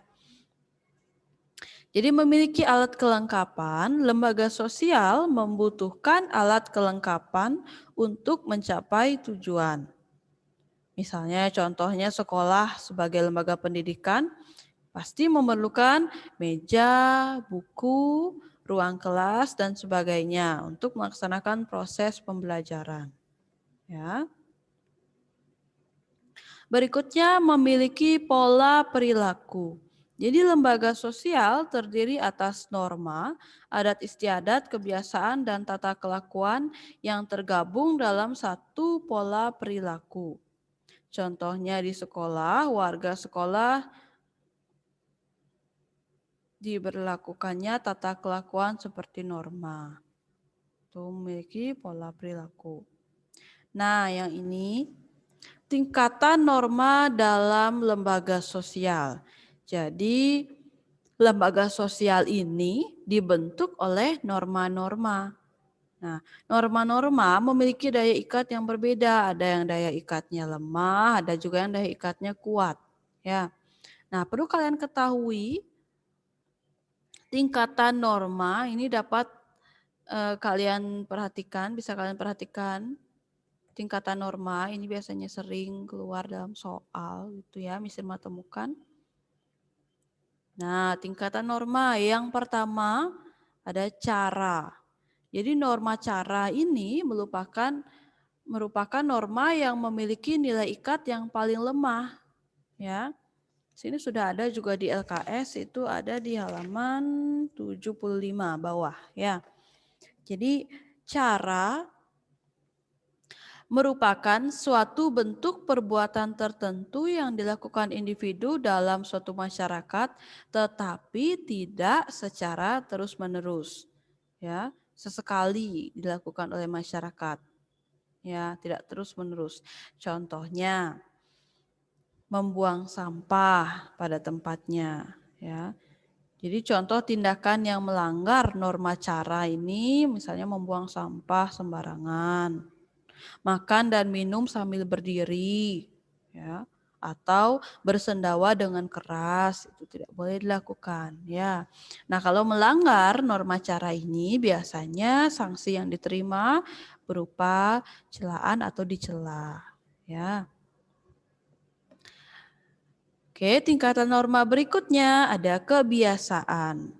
Berbeda dengan cara tadi, kebiasaan terbentuk dari perilaku yang dilaksanakan secara berulang-ulang. Kalau cara tadi, norma cara tidak dilakukan secara terus-menerus. Kalau kebiasaan dilakukan terus-menerus atau secara berulang-ulang. Ya. Perilaku tersebut dilakukan secara sadar dan diterima oleh masyarakat sebagai norma. Contohnya kebiasaan, ya. Mencium tangan orang tua sebelum bepergian atau berpamitan sebelum berangkat ke sekolah. Itu contoh norma kebiasaan. Jadi sanksi dari norma kebiasaan adalah teguran. Kalau melanggar, itu mendapatkan sanksi berupa teguran.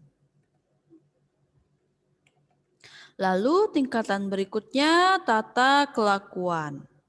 Jadi tata kelakuan merupakan sekumpulan perbuatan yang mencerminkan sikap-sikap hidup dari sekelompok manusia untuk mengawasi tindakan penyimpangan anggota-anggotanya.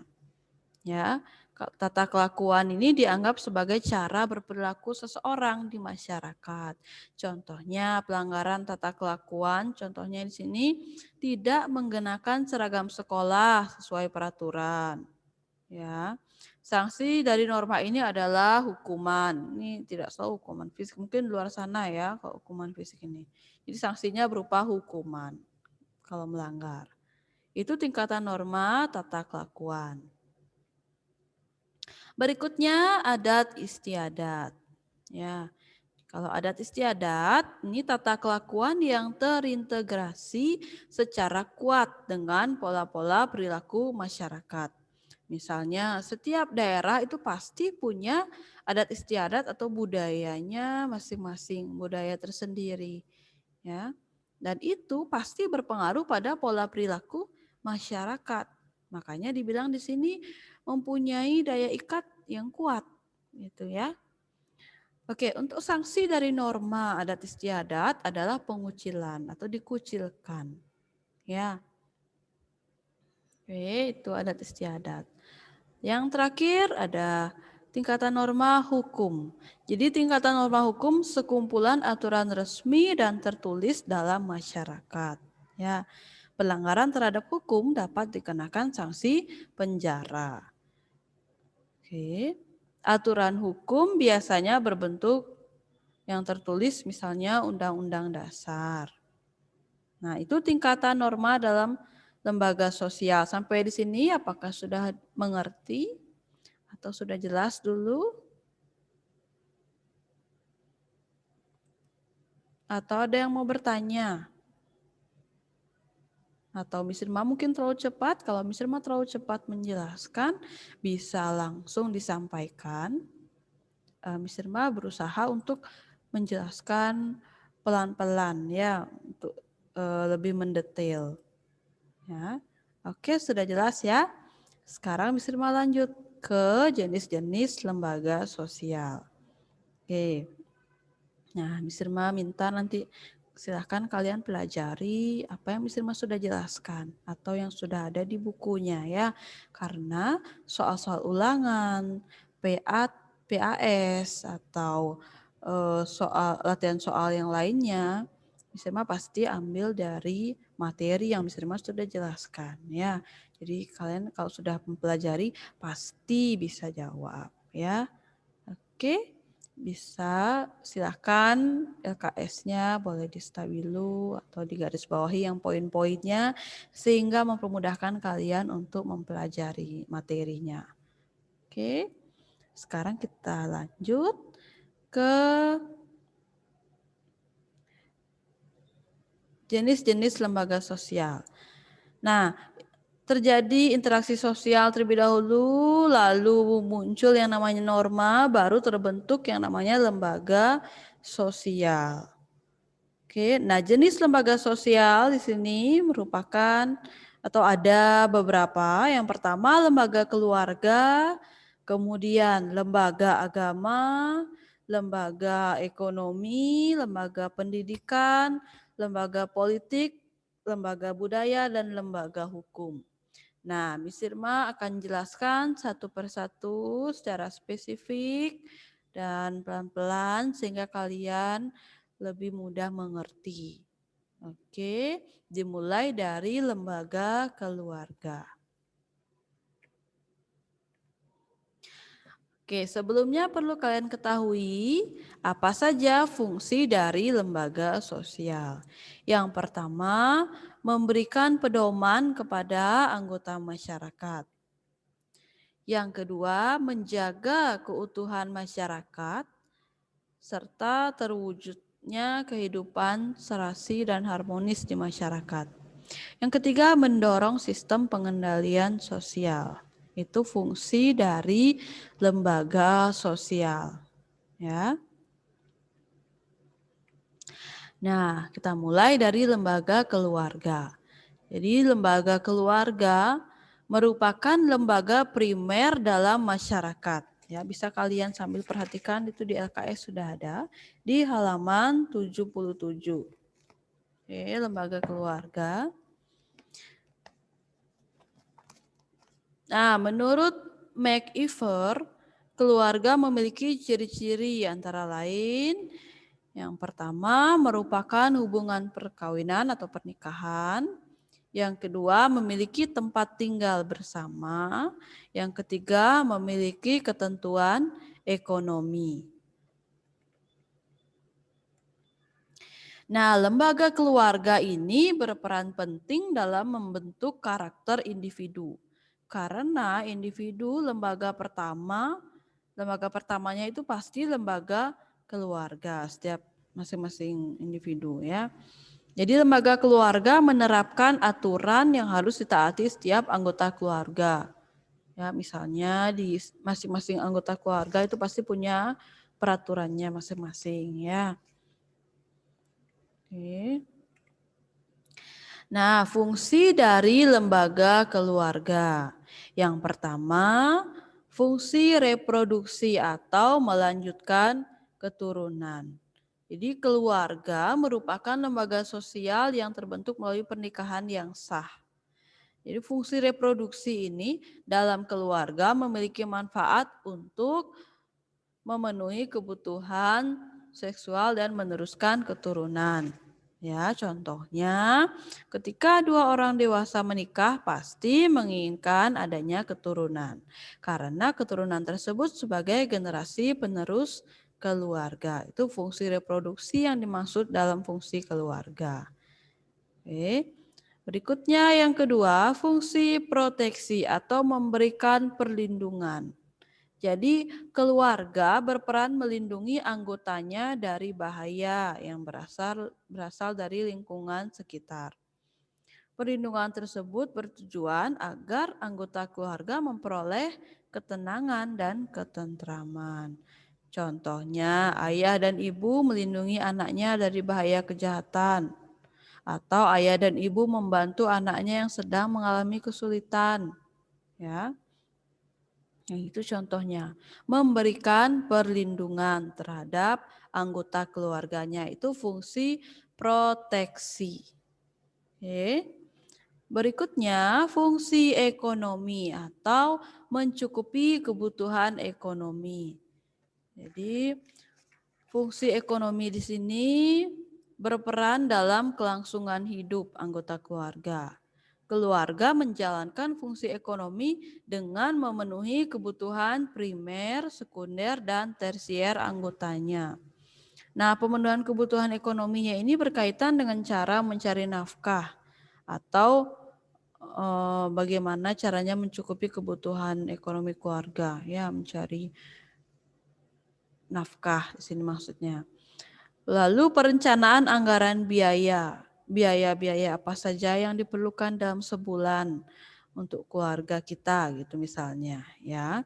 Oh, biaya pendidikan, biaya kebutuhan sehari-hari, biaya konsumsi. Itu contohnya fungsi ekonomi ya. Lalu pengeluaran biaya keluarga yang lainnya. Nah, itu fungsi ekonomi atau mencukupi kebutuhan ekonomi keluarga. Ya. Oke. Berikutnya fungsi sosialisasi. Mempersiapkan anak menjadi anggota masyarakat. Jadi fungsi sosialisasi di sini keluarga merupakan agen sosialisasi pertama dan utama bagi anak. Fungsi sosialisasi berkaitan dengan usaha mempersiapkan anak menjadi anggota masyarakat yang baik. Keluarga bertugas menyosialisasikan nilai dan norma sosial sehingga anak berperan sesuai harapan masyarakat. Jadi lembaga keluarga di sini berperan dalam mensosialisasikan anggota keluarganya agar sikap dan tingkah lakunya tidak menyimpang dari norma yang ada di masyarakat. Itu fungsi sosialisasi. Ya. Berikutnya, fungsi afeksi itu memberikan kasih sayang. Jadi fungsi afeksi di sini berkaitan dengan hubungan ikatan batin yang kuat antar anggota. Ya, kekuatan batin yang kuat ini dirasakan setiap anggota keluarga sebagai bentuk kasih sayang. Jadi sesama anggota keluarga ini berkewajiban saling memberi kasih sayang dan memenuhi kebutuhan psikologisnya. Ya, jadi kasih sayangnya di sini dapat berwujud perhatian orang tua kepada anak atau sebaliknya. Ya, contohnya.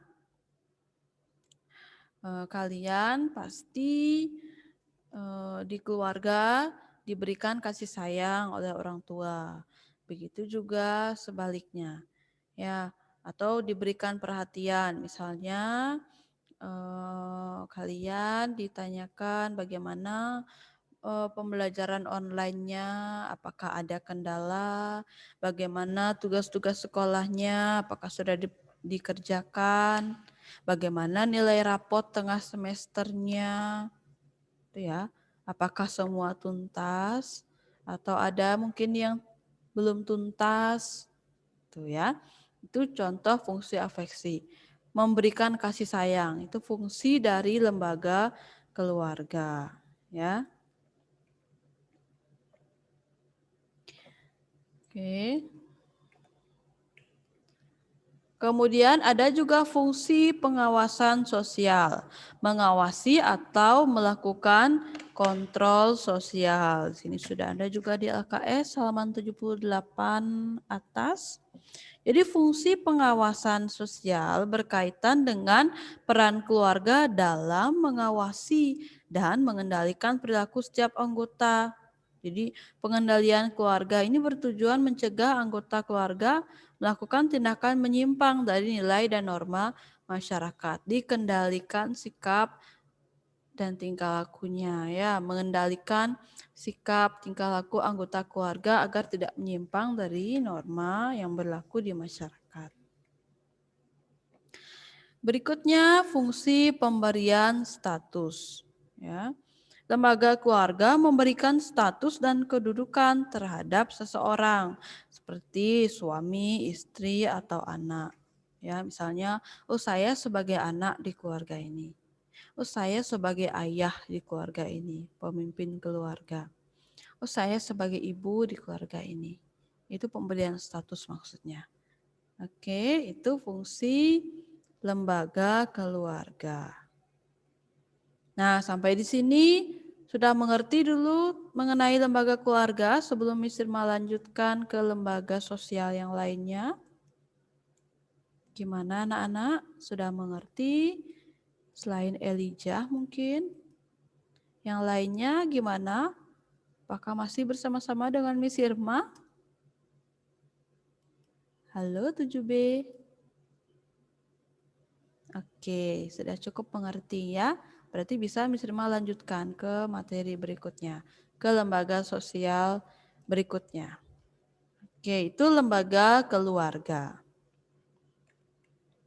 Berikutnya ada lembaga agama. Ya. Sudah ada di LKS juga di halaman 78 bagian bawah. Jadi lembaga agama merupakan sistem keyakinan dan praktik keagamaan yang telah dilakukan dan dirumuskan serta dianut secara luas oleh masyarakat karena dipandang perlu dan benar.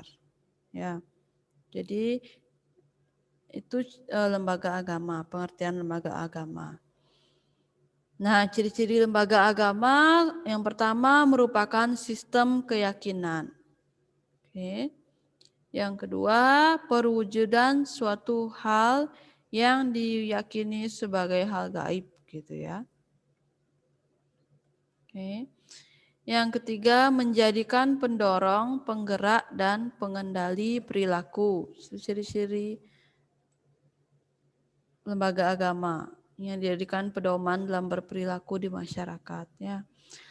Lalu bertujuan memuliakan umatnya dan mempersatukan umat. Itu ciri-ciri dari lembaga agama.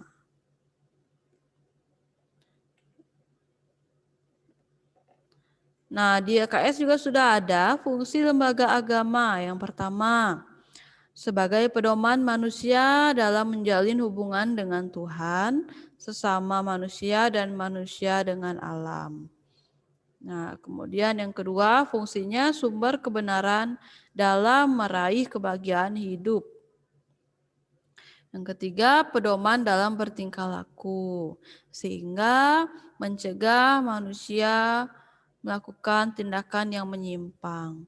Yang keempat, mewujudkan keteraturan sosial. Yang kelima, mempertemukan antar kelompok dari latar belakang berbeda. Fungsi terakhir, pedoman manusia berbuat baik kepada sesama atas dasar keimanan kepada Tuhan. Bagaimana dia berbuat baik itu merupakan fungsi dari lembaga agama. Oke. Nah, ini ada hari besar sesuai dengan agama dan kitab sucinya juga sesuai dengan agama, tempat ibadah. Itu pasti kalian sudah cukup tahu ya. Tempat ibadahnya kalau masjid itu agama apa, gereja, agama apa, pura, wihara, dan sebagainya. Nah, ini fungsi-fungsinya tadi yang Miss Irma sudah jelaskan. Yang pertama sebagai pedoman hidup, itu fungsi lembaga agama. Yang kedua sumber kebenaran. Yang ketiga memberikan prinsip benar salah. Jadi kita jadi tahu yang mana yang benar, yang mana yang salah. Sikap apa yang benar, sikap apa yang salah. Pedoman bagi manusia mewujudkan keteraturan sosial. Itu fungsi lembaga agama. Dan mempertemukan antar kelompok, itu tadi sudah ya. Nah, sampai lembaga agama ada yang mau bertanya dulu? Atau sudah cukup jelas? Mohon responnya. Atau ada yang mau bertanya dulu, Miss Irma persilahkan. Halo 7B.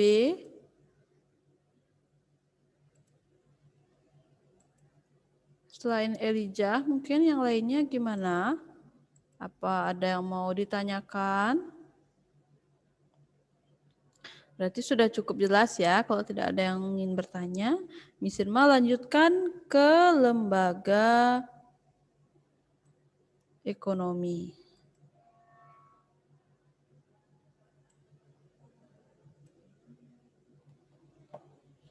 Oke, nah lembaga ekonomi. Jadi lembaga ekonomi itu ada di halaman di LKS di halaman 81 atas ya, bagian atas.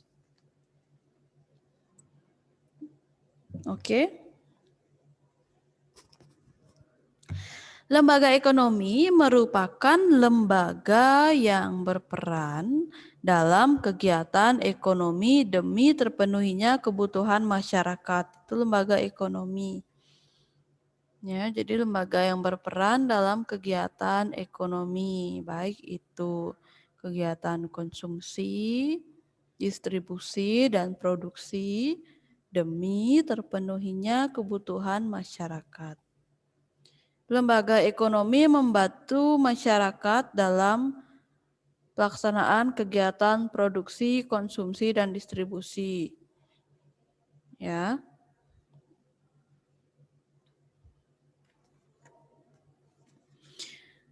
Nah, Lembaga ekonomi juga bisa diartikan sistem norma yang berguna mengendalikan proses pemenuhan kebutuhan hidup masyarakat. Itu bisa juga diartikan sebagai itu lembaga ekonomi ya. Sistem norma yang berguna mengendalikan proses pemenuhan kebutuhan hidup masyarakat. Oke.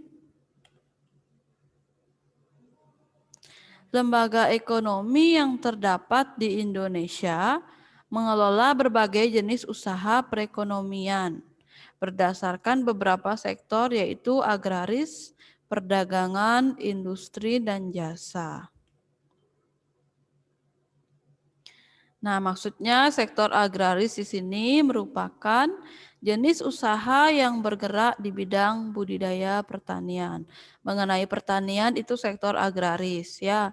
Kalau sektor perdagangan merupakan aktivitas penyaluran barang dari produsen ke konsumen. Itu sektor perdagangan. Kemudian sektor industri ditandai dengan kegiatan produksi barang dari bahan baku atau mentah menjadi barang setengah jadi atau barang jadi industri. Kalau sektor industri di sini berkaitan dengan pengolahan barang ya atau kegiatan produksi dari bahan baku atau mentah menjadi barang setengah jadi atau barang jadi yang siap dipergunakan. Itu sektor industri. Oke. Kemudian sektor jasa itu merupakan kegiatan usaha dalam bentuk pelayanan kepada konsumen. Itu di bidang jasa. Oke. Nah, berikutnya fungsi dari lembaga ekonomi.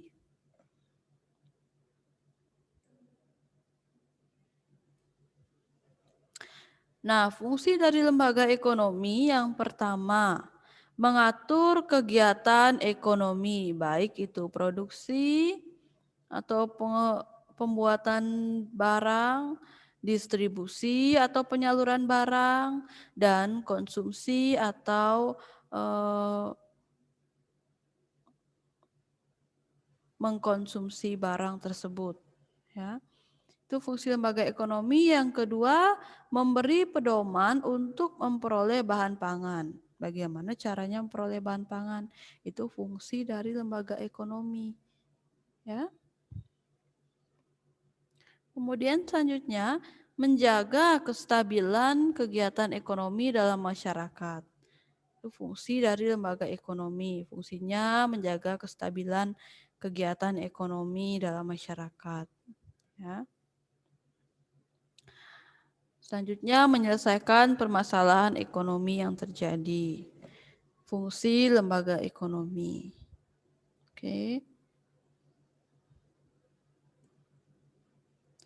Berikutnya, mengatur hubungan kerja. Ya, itu fungsi-fungsi lembaga ekonomi. Nah, fungsi lembaga ekonomi di sini juga bisa dikategorikan atau dibedakan. Yang pertama, fungsi lembaga ekonomi laten atau yang tersembunyi. Ya, yang pertama, memperparah kerusakan lingkungan, merusak semangat kekeluargaan, menyebabkan timbulnya diskriminasi pada pelaku ekonomi, terutama pekerja atau buruh. Itu fungsi lembaga ekonomi yang laten atau yang tersembunyi. Nah, sampai lembaga ekonomi, apakah sudah cukup paham atau Miss Irma mungkin menjelaskannya terlalu cepat sehingga kalian belum terlalu mengerti? Bagaimana yang lainnya? Apakah sudah cukup paham mengenai lembaga-lembaga sosial?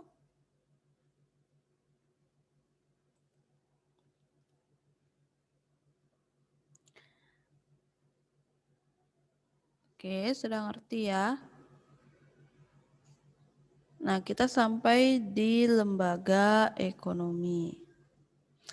Oke, tanpa terasa waktu kita tinggal sedikit lagi ya. Berarti kurang lebih lagi 4 atau 3 menit. Nah, sebelum Miss Irma lanjutkan, mungkin ada yang mau bertanya dulu. Miss Irma, saya belum mengerti mengenai lembaga ekonomi. Miss, ini maksudnya apa? Silahkan ditanyakan. Ya, boleh.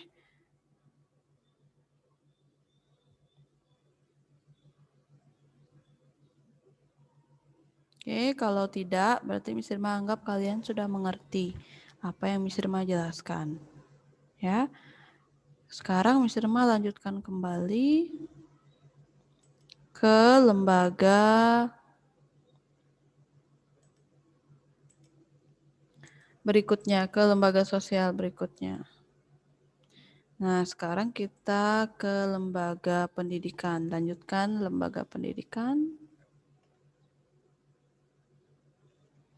Nah, menurut Undang-Undang Nomor 20 Tahun 2003 tentang Sistem Pendidikan Nasional, pendidikan adalah usaha sadar dan terencana untuk mewujudkan suasana belajar dan proses pembelajaran agar peserta didik secara aktif mengembangkan potensi dirinya untuk memiliki kekuatan spiritual, keagamaan, pengendalian diri, kepribadian, kecerdasan, akhlak mulia, serta keterampilan yang diperlukan dirinya, masyarakat, bangsa, dan negara.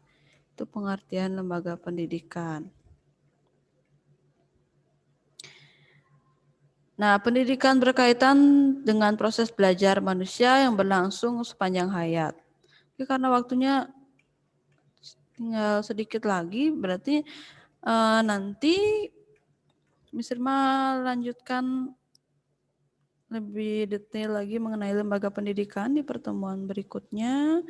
Nanti di pertemuan berikutnya Miss Irma lanjutkan ke jenis lembaga sosial, kemudian juga ada kalian mengerjakan tugas. Itu untuk di pertemuan berikutnya hari Senin depan ya. Oke, sampai di sini dulu. Bisa menjelaskan materinya untuk hari ini. Karena lagi 1 menit. Oke, sebelum kita akhiri, apakah sudah paham penjelasan Miss Irma hari ini? Oke, sudah cukup mengerti ya. Nanti kalau ada pertanyaan bisa di pertemuan berikutnya silahkan ditanyakan. Oke, sebelum kita akhiri pembelajaran hari ini, Miss Irma minta Kathleen tolong pimpin kita dalam doa untuk menutup pembelajaran hari ini. Silahkan Kathleen. Teman-teman, mari kita berdoa. Tuhan Yesus, sebentar lagi kami mau istirahat Tuhan, dan terima kasih atas pelajaran yang Miss Irma sudah kasih Tuhan, dan berkati pelajaran yang Miss Irma sudah berikan supaya bisa berguna untuk kami, dan terima kasih atas berkat-Mu hari ini Tuhan. Amin. Oke, thank you Kathleen. Oke, anak-anak silakan istirahat. Sampai ketemu di pertemuan berikutnya. God bless you.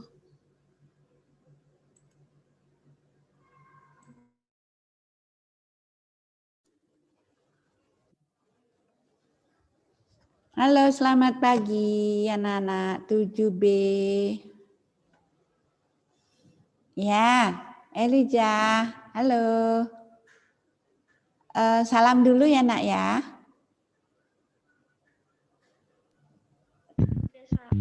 Ya. Salam. Rajang semeng. Desa. Nggih, rahajang semeng nggih. Rajang semeng alit-alite kelas 7B, P2B. Matemu malih sareng Budesa ring rahina Buddha tanggal 4 November kalih tali kalih dasa. Nggih. Beberapa minggu kita libur, tapi selanjutnya kita sudah dikejar oleh akhir semester anak-anak, ujian akhir semester, penilaian akhir semester. Nah,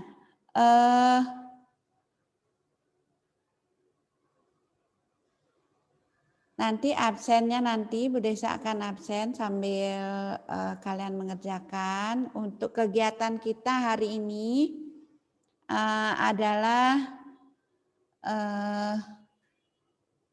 bagi yang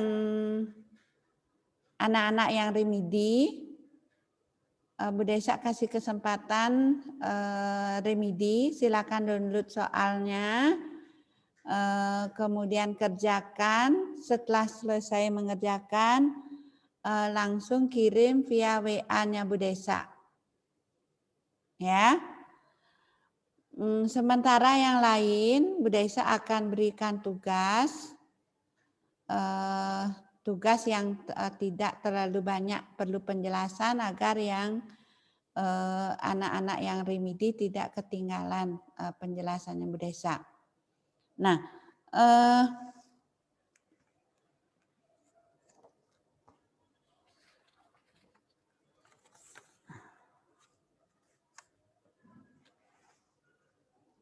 di kelas ini ada beberapa anak yang nilai PTS-nya belum tuntas, ya, yaitu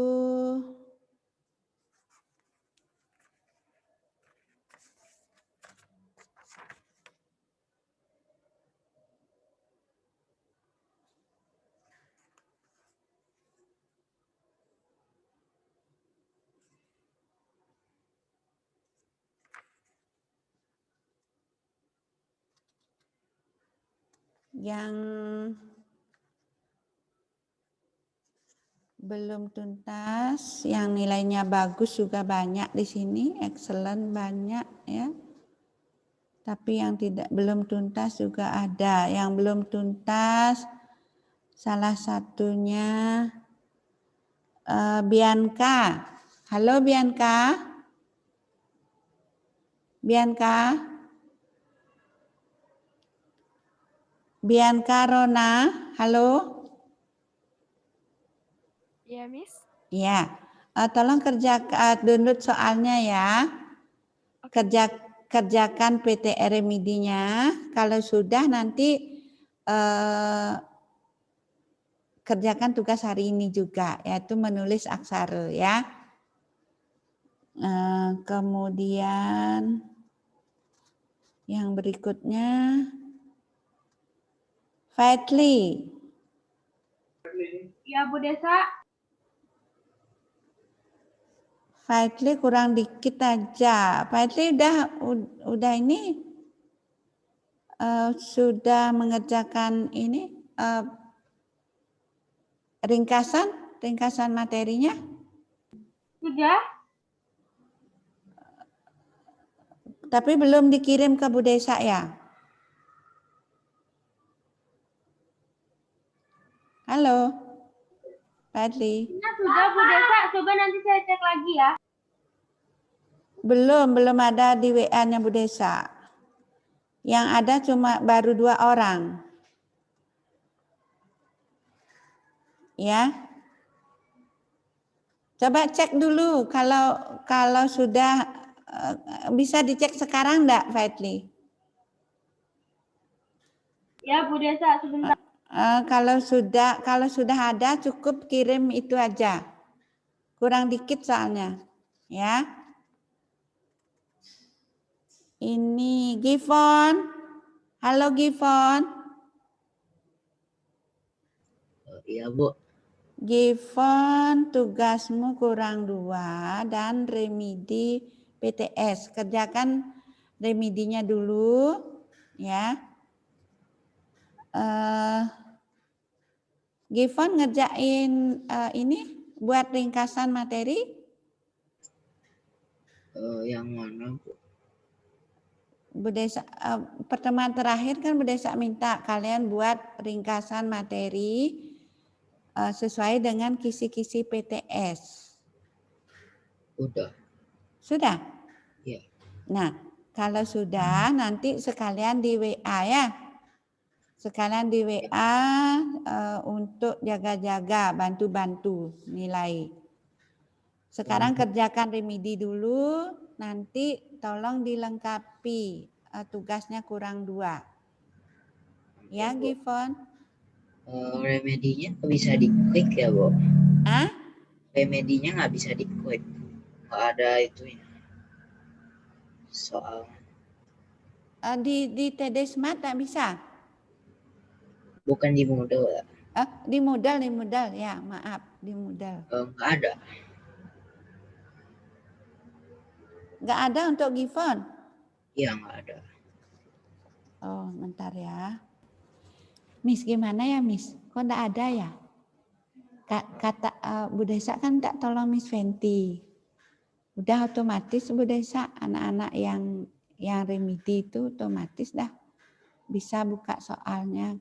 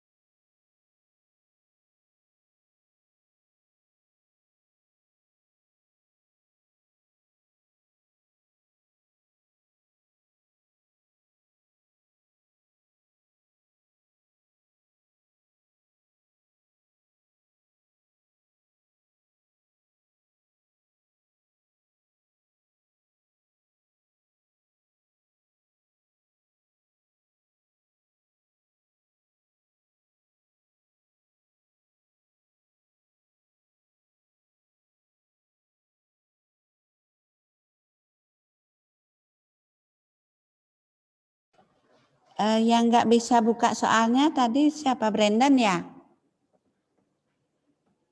Halo Brandon. Gifford, Bu. Oh, Gifford ya. Gifford, maaf. Oh, Gifford. Tunggu ya Gifford ya. Ini masih dibantu sama Miss Intan. Yang berikutnya, kalau Bianca udah bisa buka soalnya, Bianca? Masih loading, Miss. Oh, masih loading ya. Terus Noah?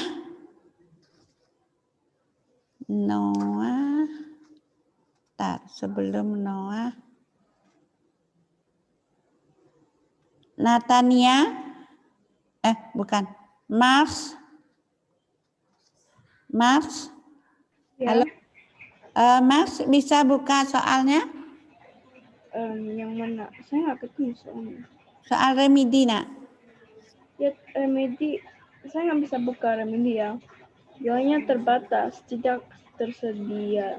Kecuali saya dapat nilai yang ya. Belum bisa buka soalnya? Bilang tidak tersedia. Oh.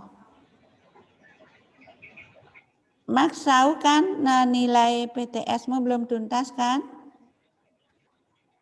Hah? PTS-mu kan belum tuntas bahasa Bali. Ya. Tapi belum bisa buka soalnya.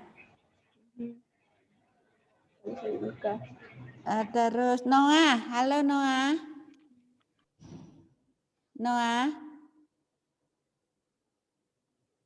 Noah, halo. Noah Tanoni. Halo Noah.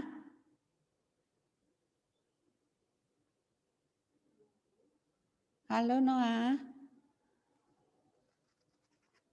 Senanto ya.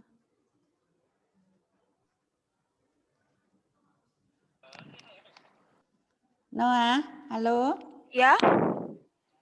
Noah, PTS-nya kan belum tuntas. Ya. Juga Noah belum masih ada tugas yang belum Noah lengkapi. Sekarang Tugas yang mana ya? Noah yang belum, Bu Desa sudah WA Noah. Yang kurang itu PS Orti, PS Pidarte, dan halaman 18. Oh, oke, Bu. Ya. Ada yang halaman 18 sudah dikerjakan? Udah. Sudah, langsung di WA ke Bu Desa ya. Oke. Yang sudah ada tolong segera di WA, udah mau PAS ini, nanti keteteran nanti. Untuk sekarang Noah kerjakan remedi PTS dulu. Coba download soalnya, bisa enggak?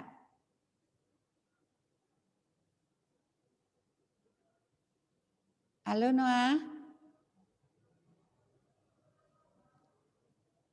Nggak bisa, Bu. Oh, berarti 7B semua enggak bisa berarti? Tadi 7A bisa, Miss. Hah? Di off dulu.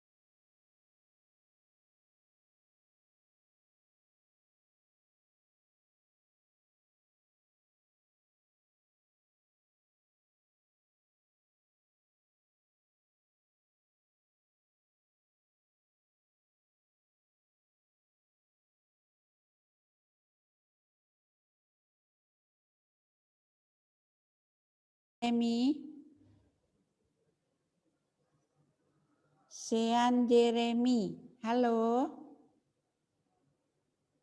Ya Bu, kenapa Bu?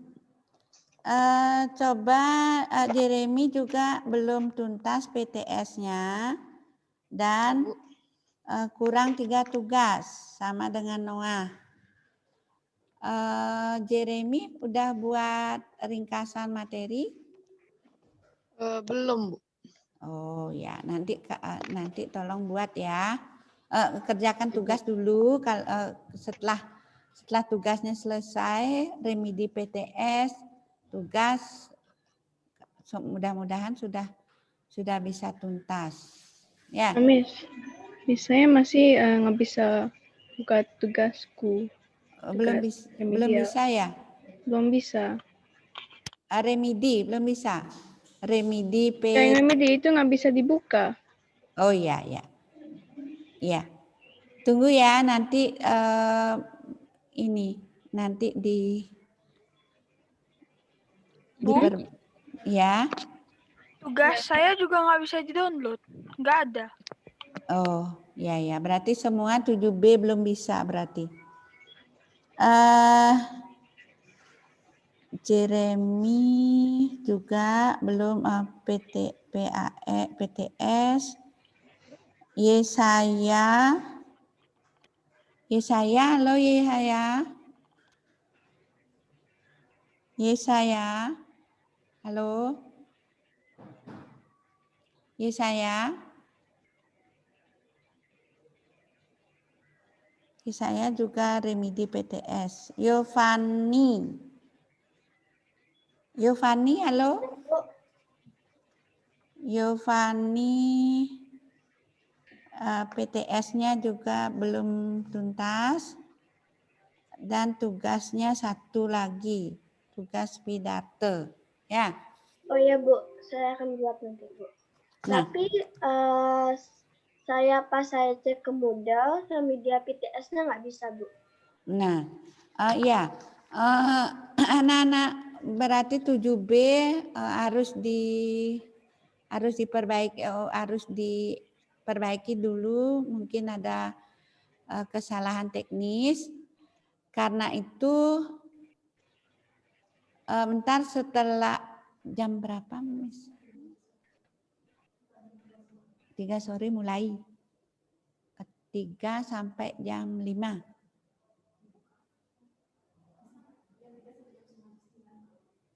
Sampai jam 9.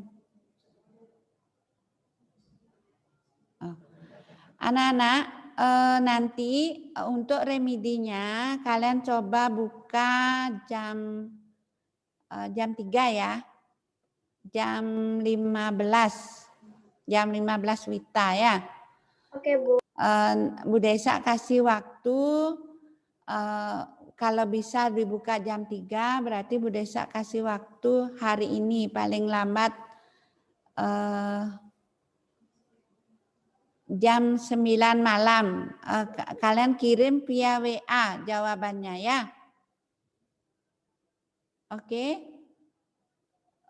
Kalian buka mulai jam 3. Kalau sudah selesai langsung kirim via WA Bu Desa jawabannya. Gimana Gifon? Jelas? Jelas Bu. Ya. Berarti kalau itu sekarang kita akan belajar bersama-sama. Kalian tidak ada yang remedi berarti saat ini. Kalian remedinya nanti sore mulai jam 3. Mulai jam 3 dikumpulkan hari ini sampai dengan pukul 9. 9 itu 21. Ya, pukul 21. Nah, sampai di sini dulu ada pertanyaan. Bagi anak-anak yang sudah membuat ringkasan materi PTS, ringkasan materi bahasa Bali sesuai kisi-kisi PTS, silakan dikumpulkan. Bu Desa tunggu. Bu Desa tunggu ya, silakan dikumpul. Jaga-jaga untuk bantu nilai di mana yang kalian kurang. Nah, hari ini kita akan belajar tentang aksara Bali, memahami aksara Wiastra dan angka Bali. Ya, memahami aksara Bali dan aksara Wiastra dan angka Bali. Ya, silakan kalian siapkan buku bahasa Balinya. Kalian buka halaman, siapkan buku bahasa Bali dan pensil, penghapus, penggaris dan buku tulis anak-anak. Ya, biar sama dengan kelas A tadi. Ya. Yang sudah siap silakan buka buku halaman 23. 23.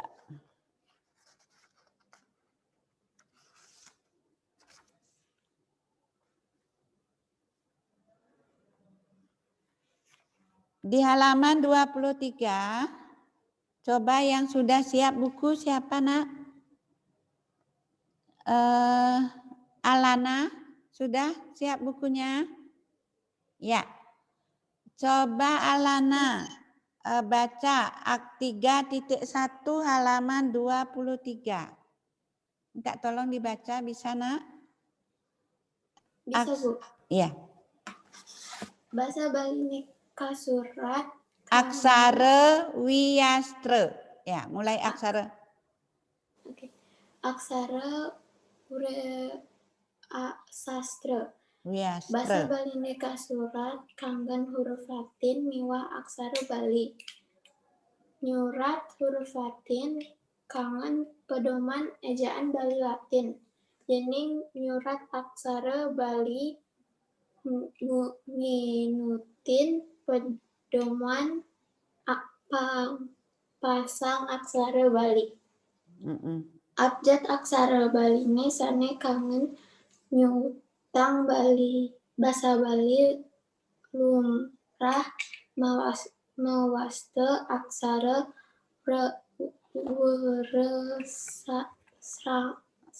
Wiastra harusnya. Wiastra. Ya. Akehipun plekutus ngiring pajalahin makasami ringsor puniki raris angan nulis gruna. Nggih, suksema. Anak-anak,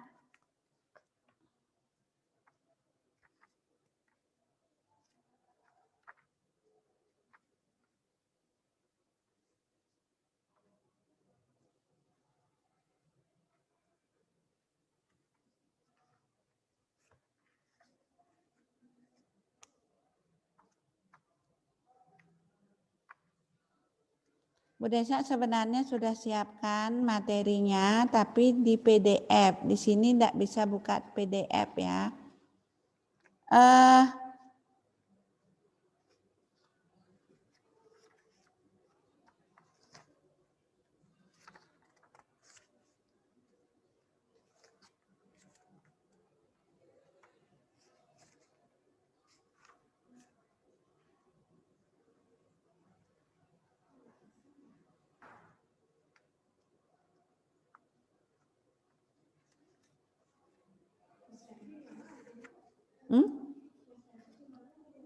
Ngajarnya di kelas 7A kayaknya, Miss. Anak-anak, yang tadi kalian perbaiki ya. Were astre. Yang betul tulisannya were astre. Aksara were astre. W-R-E S yang tengah-tengah itu setelah E itu dicoret. Were astre. Ya. Aksara were astre.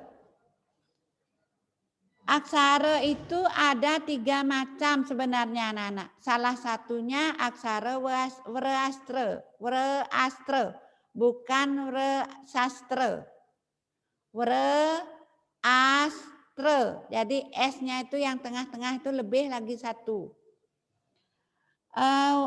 Aksara weraste itu kaangen nyurat bahasa Bali lumrah yang umum anak-anak. Ada aksara modre, ada aksara swalalite, ya. Kalau aksara swalalite kaangen nyurat misalnya kidung, kekawin, dan lain-lain. Kalau aksara modre, keanggen nyurat mantra-mantra. Ya, Jadi hari ini pelajaran kita khusus tentang aksara Wiastra. Kalau Bu Desa tanya, aksara saneka anggen nyurat kaanggen nyurat bahasa Bali lumrah kawastanin aksara Wiastra, bukan aksara modra atau swalalita. Ya. Aksara Wiastra akehipun plekutus. Plekutus itu berapa, Nak? Plekutus bahasa Indonesianya? Ayo yang bisa? Plekutus bahasa Indonesianya? Plekutus.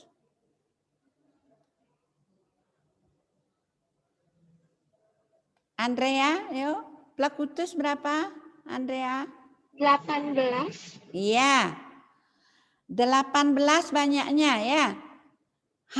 Hanacaraka. Jadi yang kita pelajari adalah aksara Wiastra utawi aksara Wiastra, aksara Wianjana. Ini aksara Wianjana ya. Jadi anacaraka ini termasuk aksara Wianjana yaitu huruf konsonan. Bisa juga termasuk aksara Wiastra. Ya. Hari ini kita belajar aksara Wianjana konsonan banyaknya 18 plekutus dan aksara juga di satu pihak disebut aksara Wiastra. Ya. Hanacaraka data sawala tanpa pengangge. Tanpa pengangge, tanpa pakaian, bunyinya sudah H. Bisa juga kadang-kadang diisi tedong anak-anak di belakangnya. Isi tedong tetap suaranya nih H. Jadi hanacaraka data sawala magabanga pada jayanya. Ya. Itu ada di halaman 23. Ya. Kalau sudah, anak-anak coba buka buku lanjut halaman 24. Kalih dasepat, 24. 24, coba Dea, baca Dea. Pengangge. Nah, Bu Desa jelaskan dulu ya, pengangge agar berbunyi I, U, E, O, perlu bantuan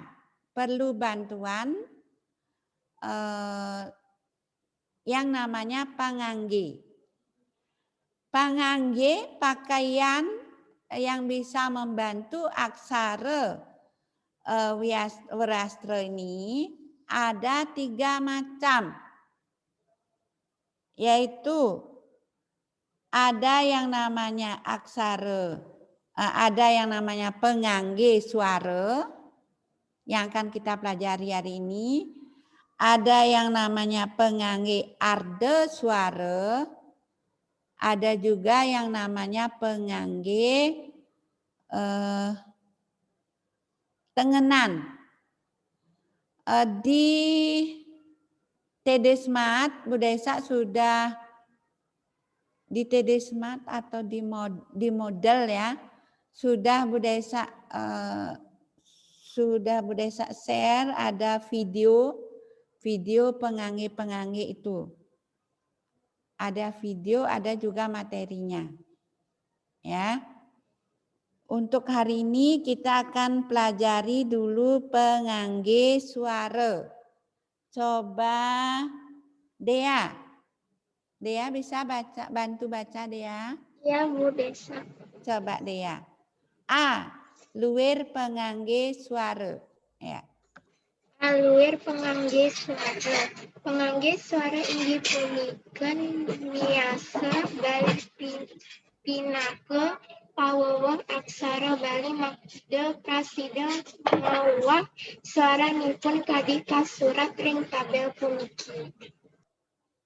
Ya, pengangge suara inggih punika niasa atau lambang huruf Bali pinaka paweweh pinaka imbuhan aksara Bali mangga prasida mauah supaya bisa berubah suaranipun supaya suaranya berubah, bunyinya berubah seperti yang ditulis pada tabel berikut.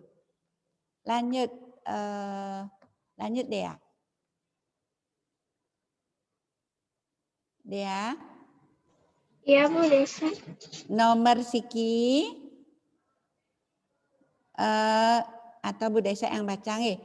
Nomor Siki, nomor 1, kalian lihat halaman 24 yang dibaca Dina tadi, tabelnya diperhatikan.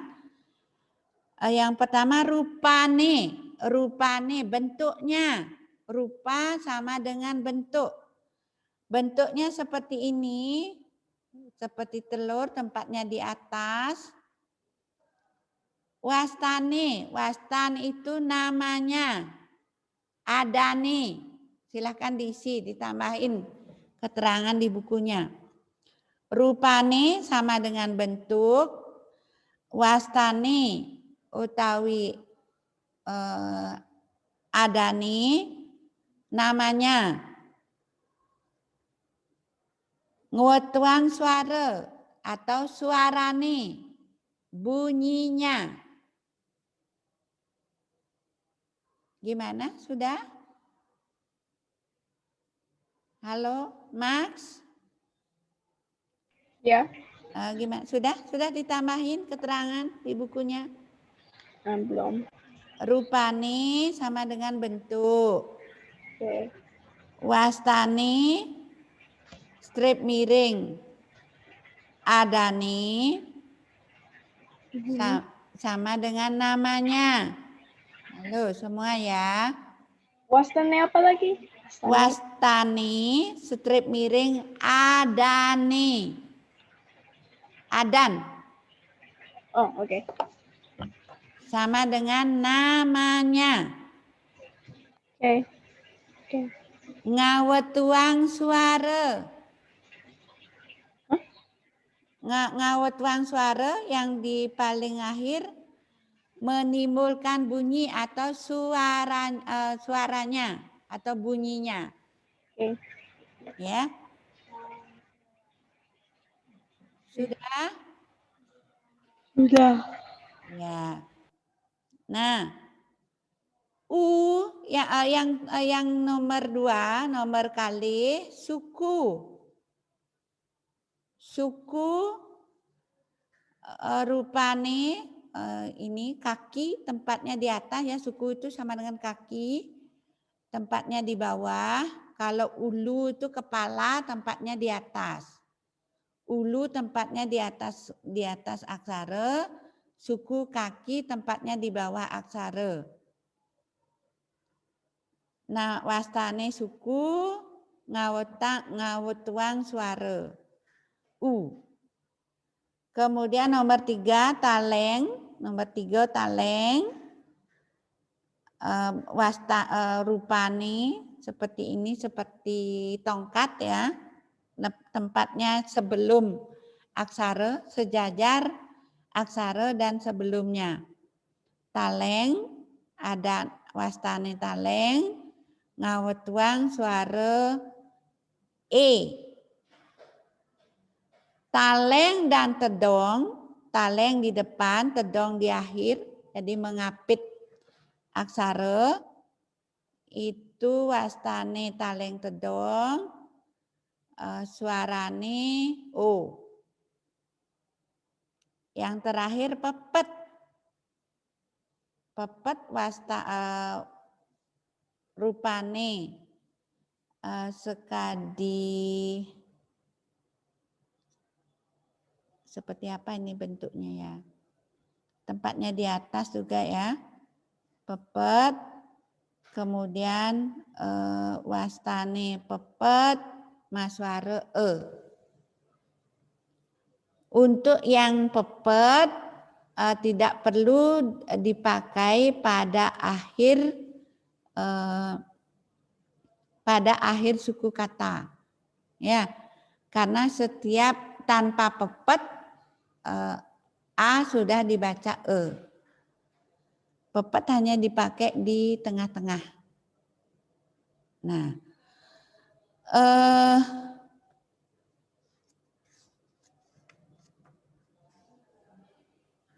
sampai di sini ada pertanyaan?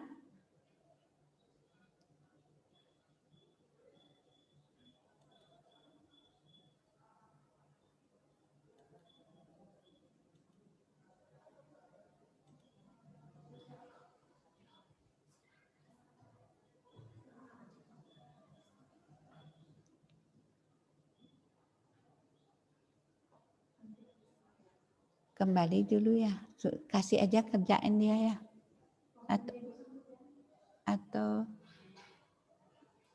atau info aja udah bisa dibuka.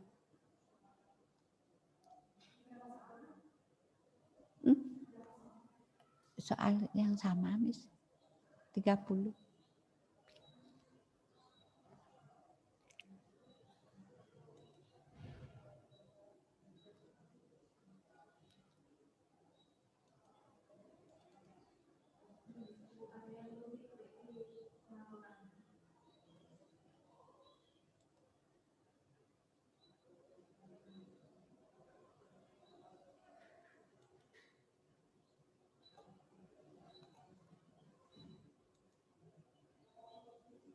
Nah, anak-anak, Bu Desa sudah ini share aksara Bali, kalian bisa lihat.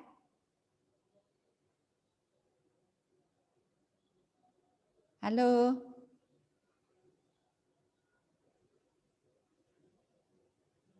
Halo anak-anak. Elijah.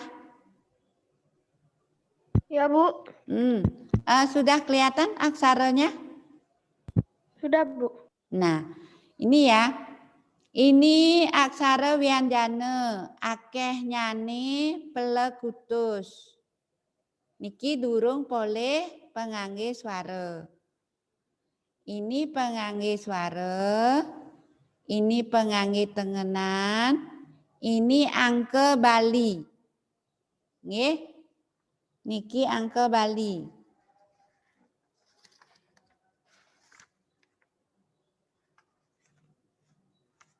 Angke Bali di buku kalian.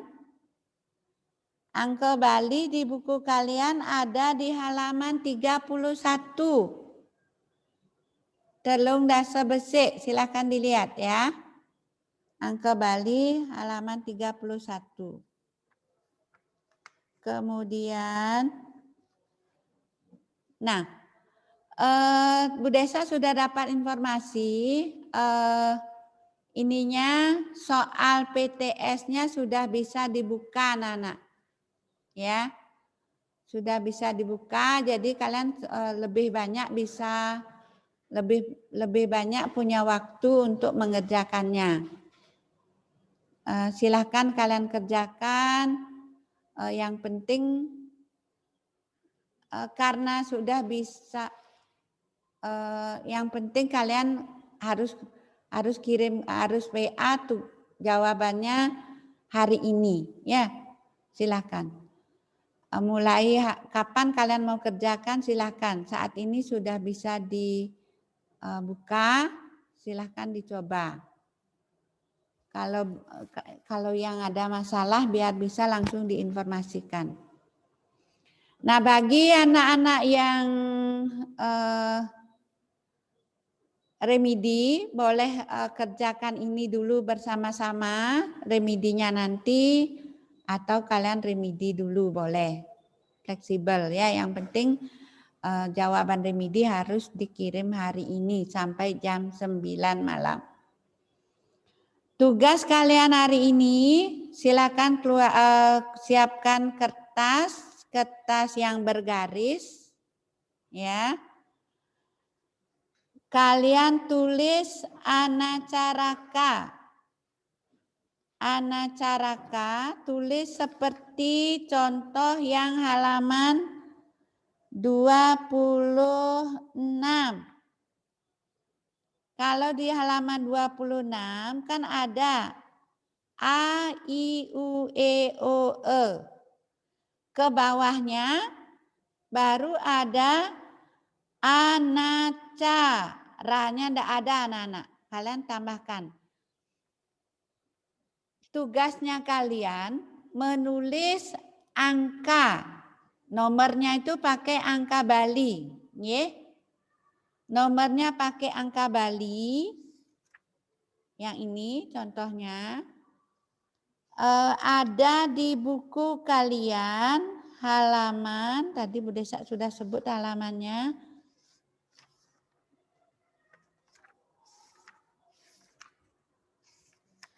Di buku kalian halaman 31. Ya. Silakan tulis angka Bali nomor 1 sampai dengan nomor 18. Ya. Ini nomor 1, 2, 3, 4, 5, 6, 7, 8, 9, 10. Dase.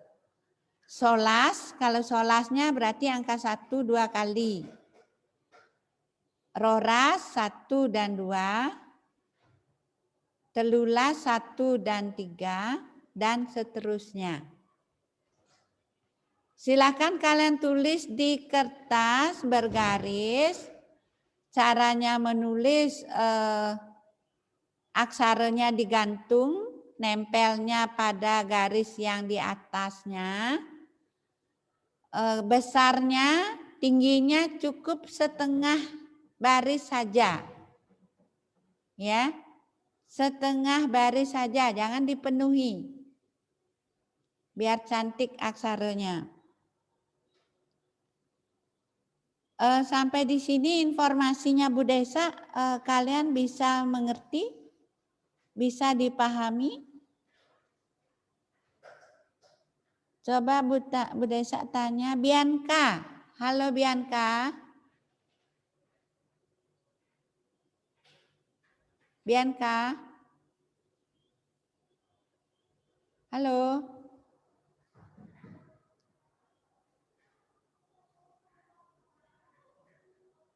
Bianca Angelica. Bianca Rona. Halo.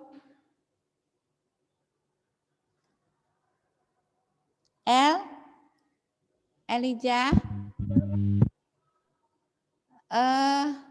Bisa paham, El?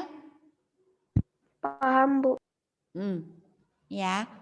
Tulis ke bawah, loncat 1 ya. Karena nanti biar ada tempat ulunya dan sukunya. Kalau ulu tempatkan di atas aksara, suku ditempatkan di bawah aksara. Nah, seperti ini. Ya. Nih, ini ciri. Kalian ke bawah ya, nulisnya ke bawah.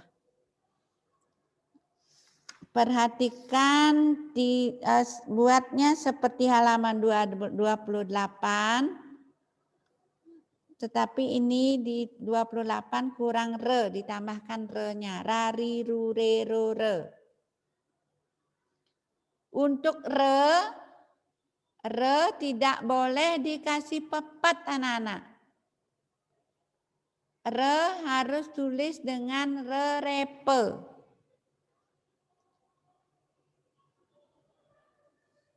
Re-repe. Ini bentuknya re-repe. Nih. Ini re-repe, ini lelenge. Ya. Re-repe, Lelenge ini untuk re. Re tidak boleh diberikan pepet, tetapi diganti dengan re repe. Le juga. Le tidak boleh dikasih pepet. Agar berbunyi le, ganti dengan lelenge.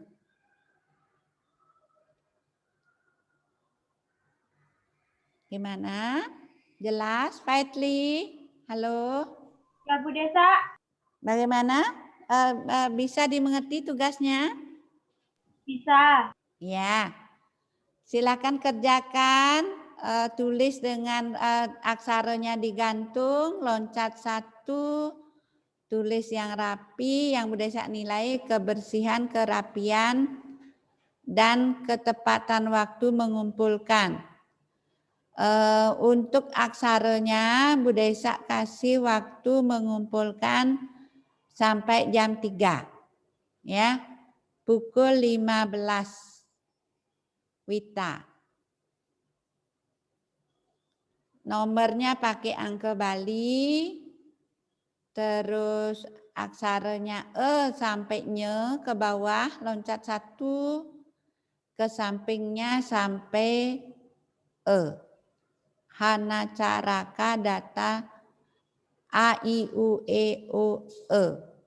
Nani, nu, ne, no, ne. Caci, cuce, cuce. Seperti halaman 26. Ada pertanyaan?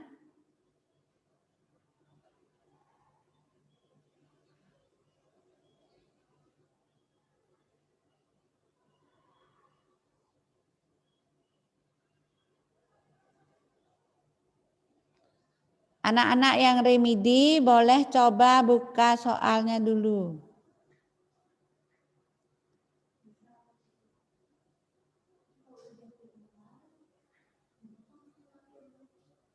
Oh gitu ya.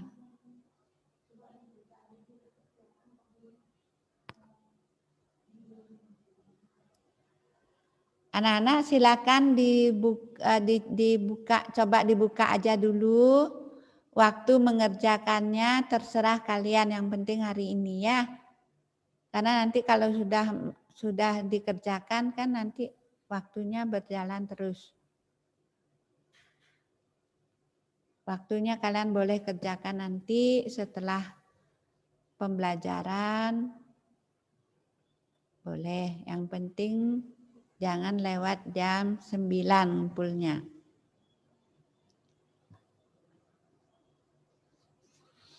Coba Bu Desa ingin tahu dulu.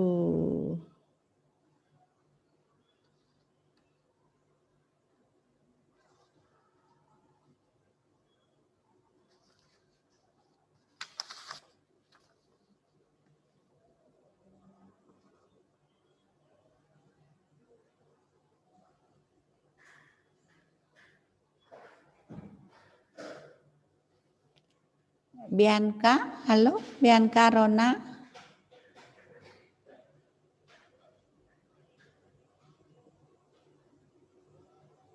Halo El.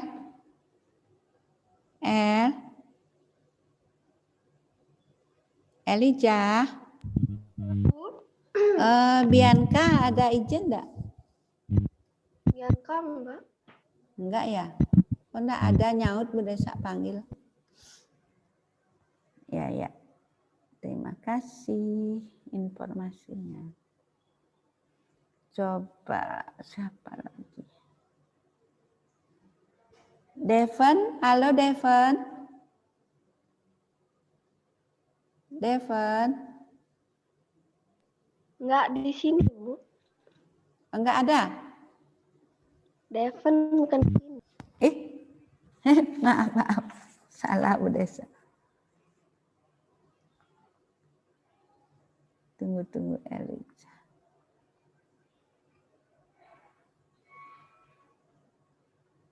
Givon. Iya, Bu. Givon sudah coba buka soal remedinya? Belum. Oh, belum. Ya. Givon mau kerjain ini dulu. Iya. Iya, ya. Iya. Oke, baiklah.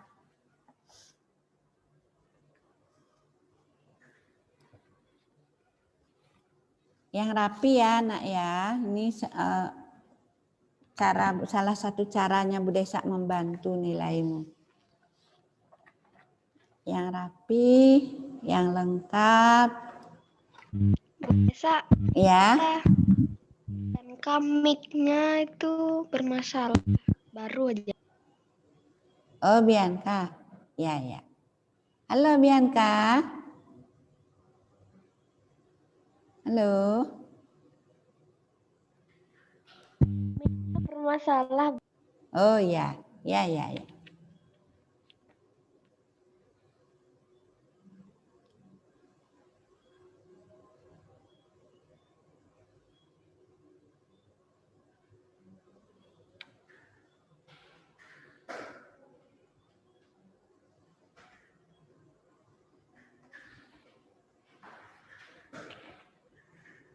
Sampai jam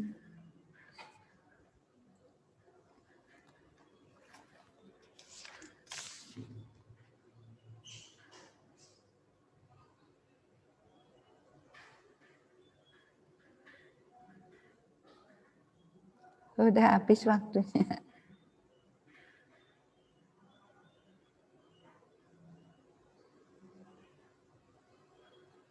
Anak-anak, waktunya habis. Sebelum Bu Desa tutup, ada pertanyaan?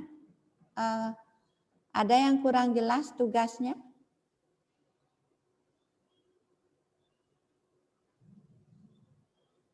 Tugasnya kalian menulis aksara A, I, U, E, O, E, Nani, Nune, None, Caci, Cuce, Coce, sampai dengan nyanyi, nyunyi, nyonye. Tulis di kertas bergaris, nomornya pakai angka Bali. Bu Desa tunggu, kalian kumpulkan via WA, nilai maksimal Bu Desa berikan nilai 100 hanya untuk anak yang bisa mengumpulkan paling lambat pukul 15. Pukul 15 WITA hari ini. Ya.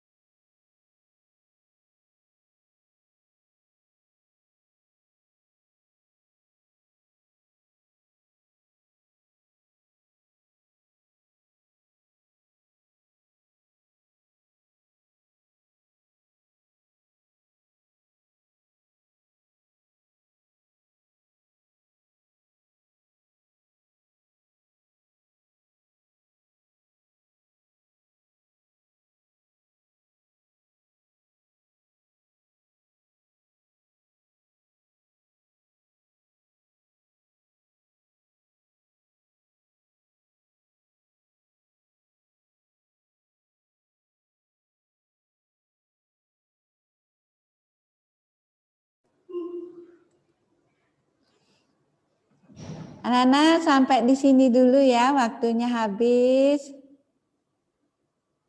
Selamat berjuang. Tulis dengan rapi, Bu Desa tunggu sampai dengan pukul 15 hari ini. Ya, El, silakan greeting dulu. Ya, Bu. Sukseme ante uratian alit-alit nggih. Salam. Sama. Desa, Sang Yang Yesus nyarengin. Nggih, suksema mawali Sang Yang Yesus nyarengin. Nggih. Sampai ketemu matemu malih minggu sane jagi rauh. Nggih. Suksema. Nggih.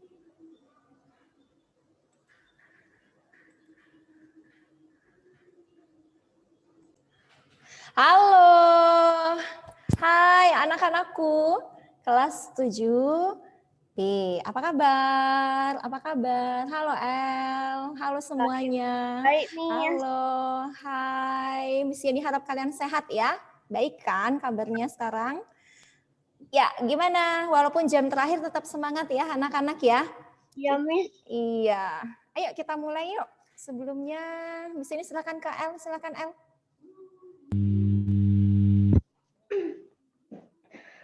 Greetings.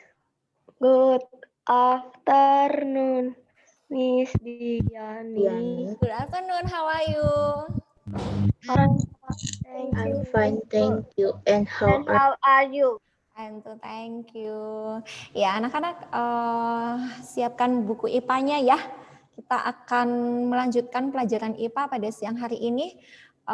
Sebelumnya kita akan berdoa. Miss Yani minta kesediaan Kathleen pimpin kita dalam doa.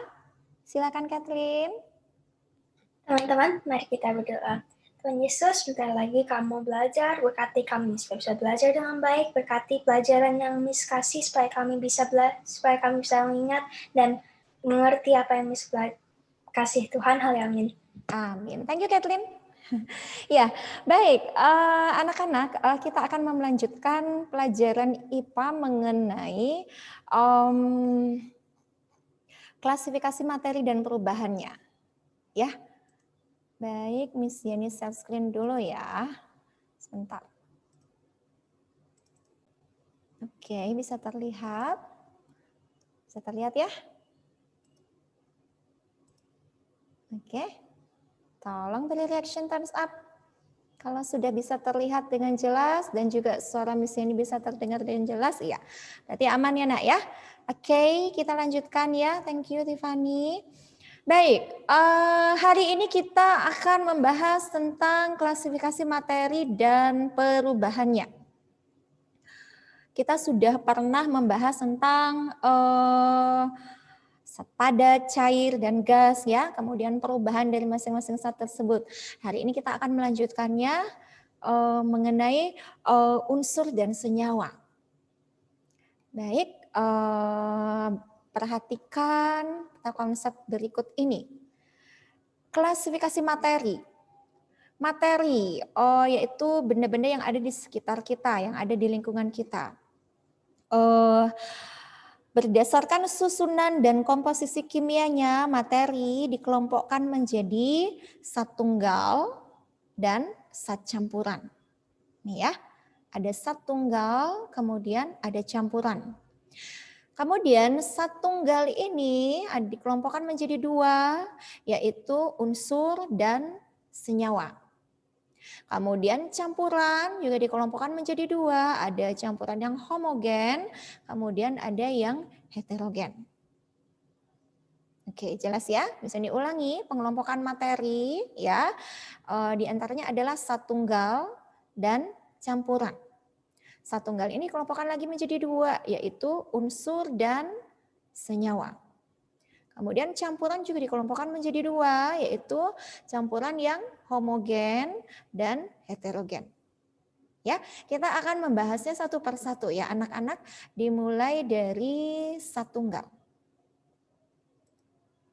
Nah, kira-kira zat tunggal itu apa sih? Ya, zat tunggal merupakan materi yang seluruh bagiannya mempunyai susunan dan komposisi yang tetap. Ya, zat tunggal tersusun atas satu jenis atom atau molekul.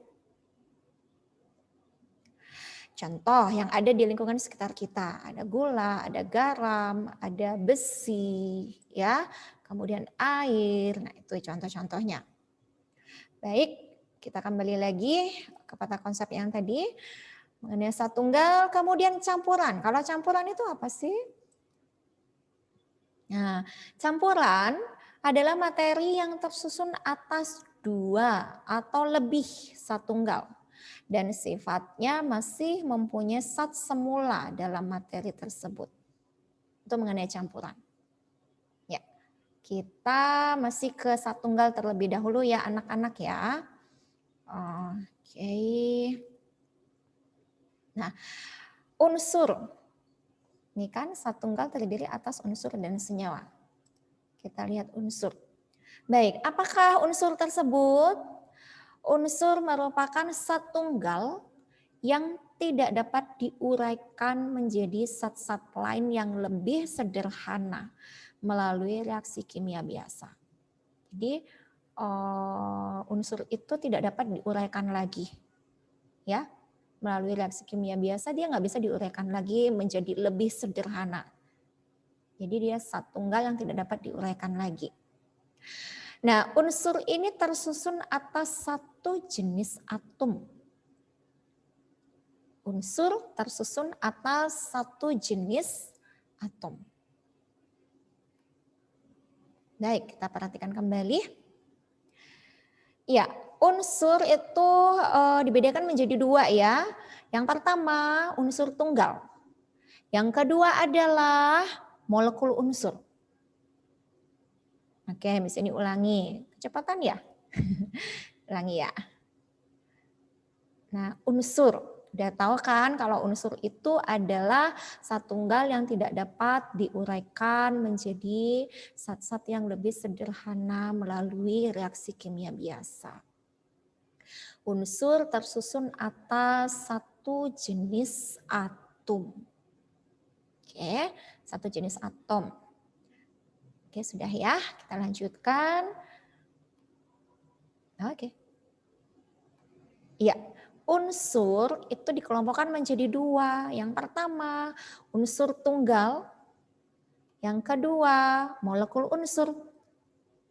Apa sih bedanya antara unsur tunggal dengan molekul unsur?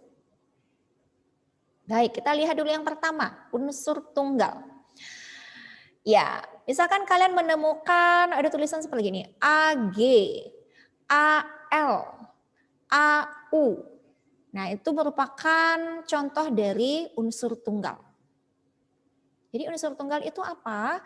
Unsur yang keberadaannya dapat berdiri sendiri. Jadi dituliskan Ag, Al, Au. Ini adalah contoh unsur tunggal. Dia dapat berdiri sendiri.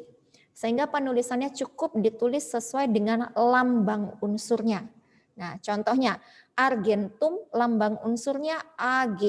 Lihat cara penulisannya ya anak-anak ya. Perhatikan cara penulisan lambang unsur. Penulisan lambang unsur diawali dengan huruf kapital. Huruf yang kedua huruf kecil. Ya. Argentum lambang unsurnya Ag, A kapital, G-nya huruf kecil. Ini adalah unsur tunggal, ditulis sesuai dengan lambang unsurnya, yaitu Ag. Kemudian contoh yang lain, aluminium. Aluminium ini adalah satu unsur, ditulis Al. Al ini adalah unsur tunggal, ya. Al. A hurufnya huruf kapital, L-nya huruf kecil. Diperoleh dari kata aluminium, lambang unsurnya Al.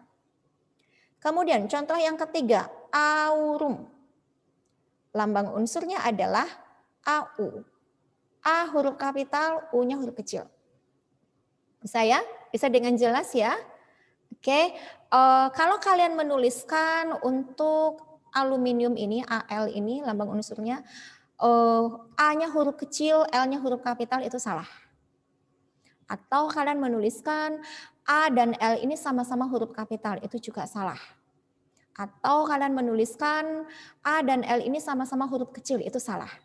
Jadi untuk penulisan lambang unsur aluminium, penulisan yang benar adalah AL dengan huruf A ini adalah huruf kapital, L-nya huruf kecil. Gitu ya. Jadi penulisan lambang unsur juga harus benar. Baik, sudah tahu ya untuk unsur tunggal ya, ada 3 contoh, misalnya ada 3 contoh untuk unsur tunggal yaitu Ag, Al, Au, argentum, aluminium, aurum. Baik, kita lanjutkan. Yang kedua adalah molekul unsur. Apa sih bedanya molekul unsur dengan unsur tunggal? Perhatikan penulisannya ya. Baik, kalau kalian menemukan tulisan H2, penulisan H2, ada angka 2-nya nih. Kemudian Cl2, I2, N2, O2. Jumlah atomnya 2. Jadi molekul unsur yang keberadaannya tidak dapat berdiri sendiri. Dia tidak bisa cuma dituliskan H, itu saja. Tetapi dia selalu berikatan dengan unsur yang sejenis. Hidrogen itu lambang unsurnya adalah H dengan huruf kapital. Dia tidak bisa hanya dituliskan satu saja. H begitu saja, tidak. Jadi dia berikatan dengan unsur yang sejenis, yaitu sama hidrogen. Dituliskan H2. Berikatan dengan unsur yang sejenis. Satu atom hidrogen berikatan dengan satu atom hidrogen membentuk H2. Ini adalah molekul unsur. Ya, kemudian klorin, Cl2. Ditulisnya Cl2. Ingat penulisan untuk lambang unsurnya C huruf kapital, L-nya huruf kecil. Kemudian iodin, I2. Ini adalah molekul unsur. Kemudian nitrogen, N2. N2 ini adalah molekul unsur. Oksigen, O2. Nah, kita paling sering mendengar kata O2. O2 itu sama artinya dengan oksigen. Nah, O2 ini ya, penulisannya O2 ini adalah molekul unsur. Oksigen unsur yang keberadaannya tidak dapat berdiri sendiri tetapi selalu berikatan dengan unsur yang sejenis. Ya. Ini O2, dia berikatan dengan unsur yang sejenis, berikatan dengan sama oksigen.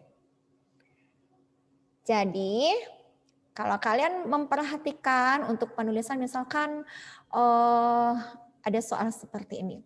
Perhatikan beberapa kelompok unsur di bawah ini. Ag, Al, Au, O2, N2, H2. Yang manakah termasuk molekul unsur? Kalian lihat penulisan, oh ada angka 2-nya, O2. Dia nggak bisa berdiri sendiri. Berarti yang termasuk molekul unsur O2, N2, H2.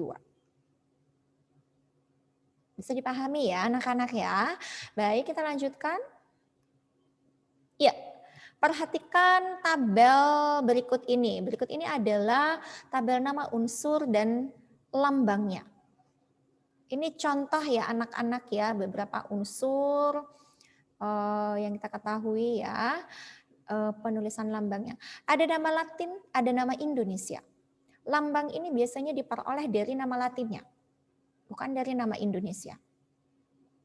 Ya. Untuk lambangnya kalian perhatikan nama Latinnya, kalau kalian sering mendengar kata tembaga, itu nama Indonesianya ada tembaga, nama Latinnya adalah cuprum.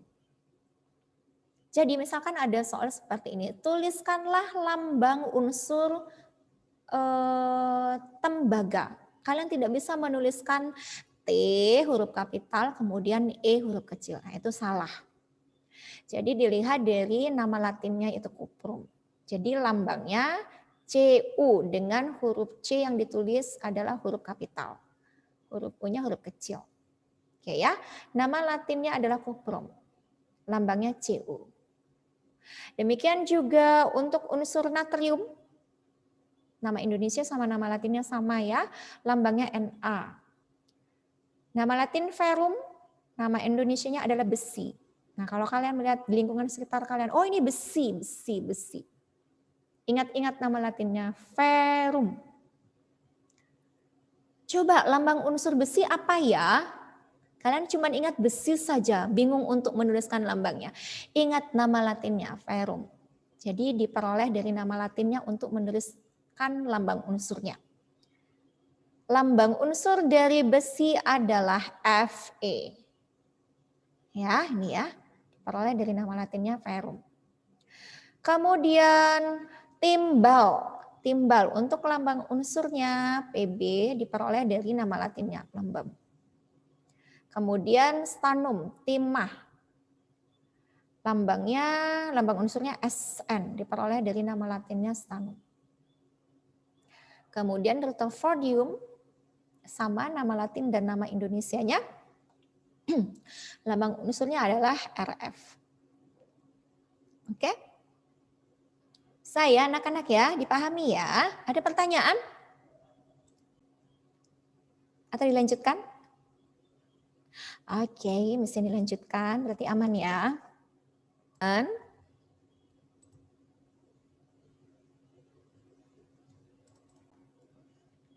Ya, kita lanjutkan. Pengelompokan unsur berdasarkan jenisnya. Ini perhatikan, kalian sudah mengetahui unsur dan juga contohnya, penulisannya ya.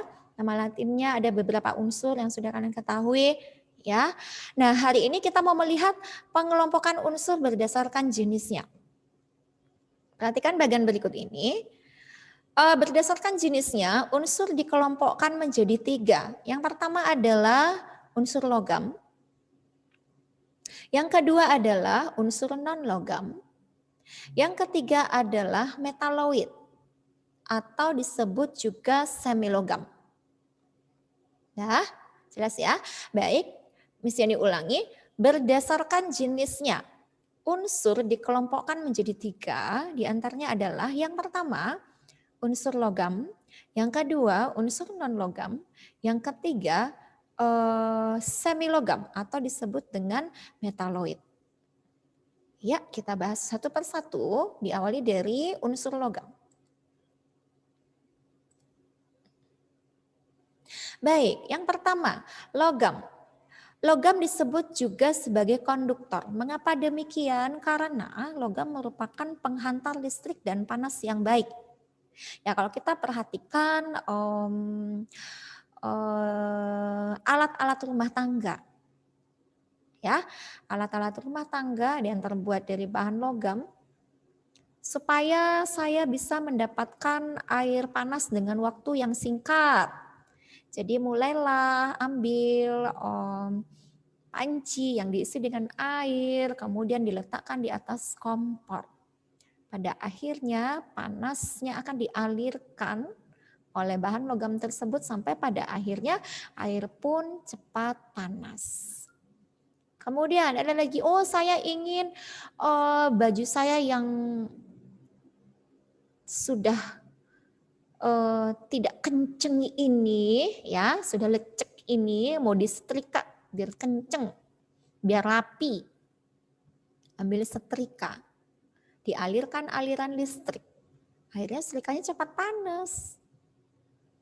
Kemudian mulailah baju itu disetrika sehingga rapi.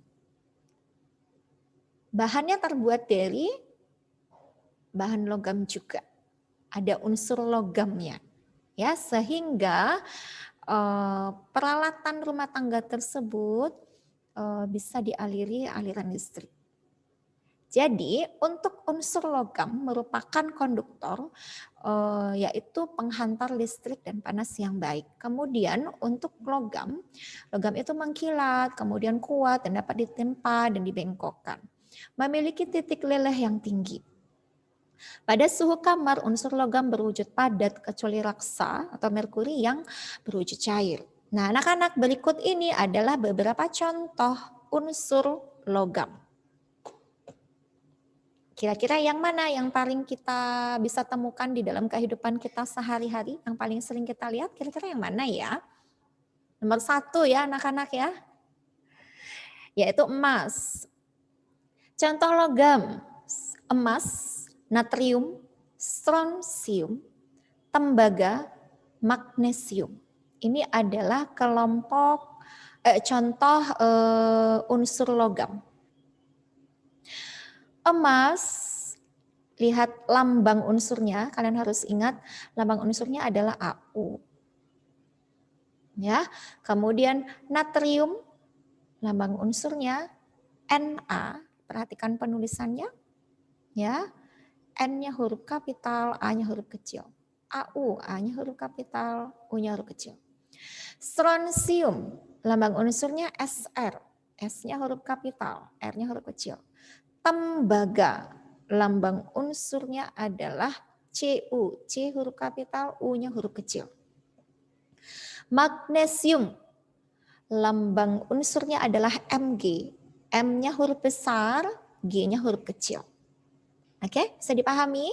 Ingat ya, contohnya sudah tahu ya anak-anak ya. Contoh logam adalah emas, natrium, strontium, tembaga, dan magnesium. Ini salah satu contohnya. Kemudian kita lihat tabel berikut ini. Unsur logam dan kegunaannya. Ini ada beberapa saja ya anak-anak ya untuk kegunaannya. Banyak kegunaannya yang lain.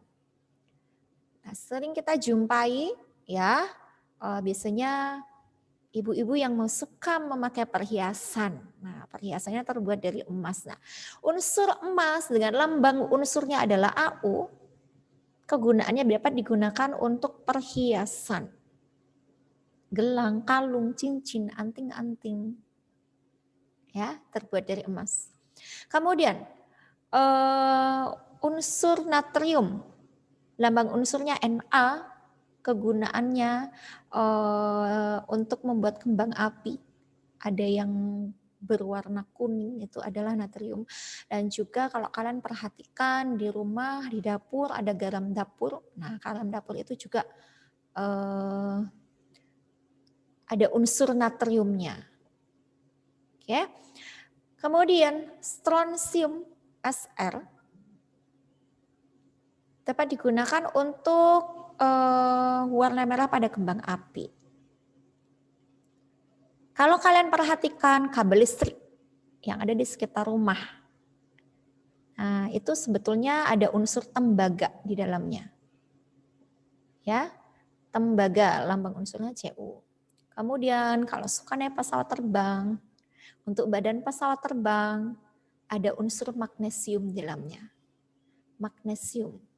Lambang unsurnya adalah Mg. Oke, sudah anak-anak? Baik, demikian mengenai unsur logam. Ada pertanyaan?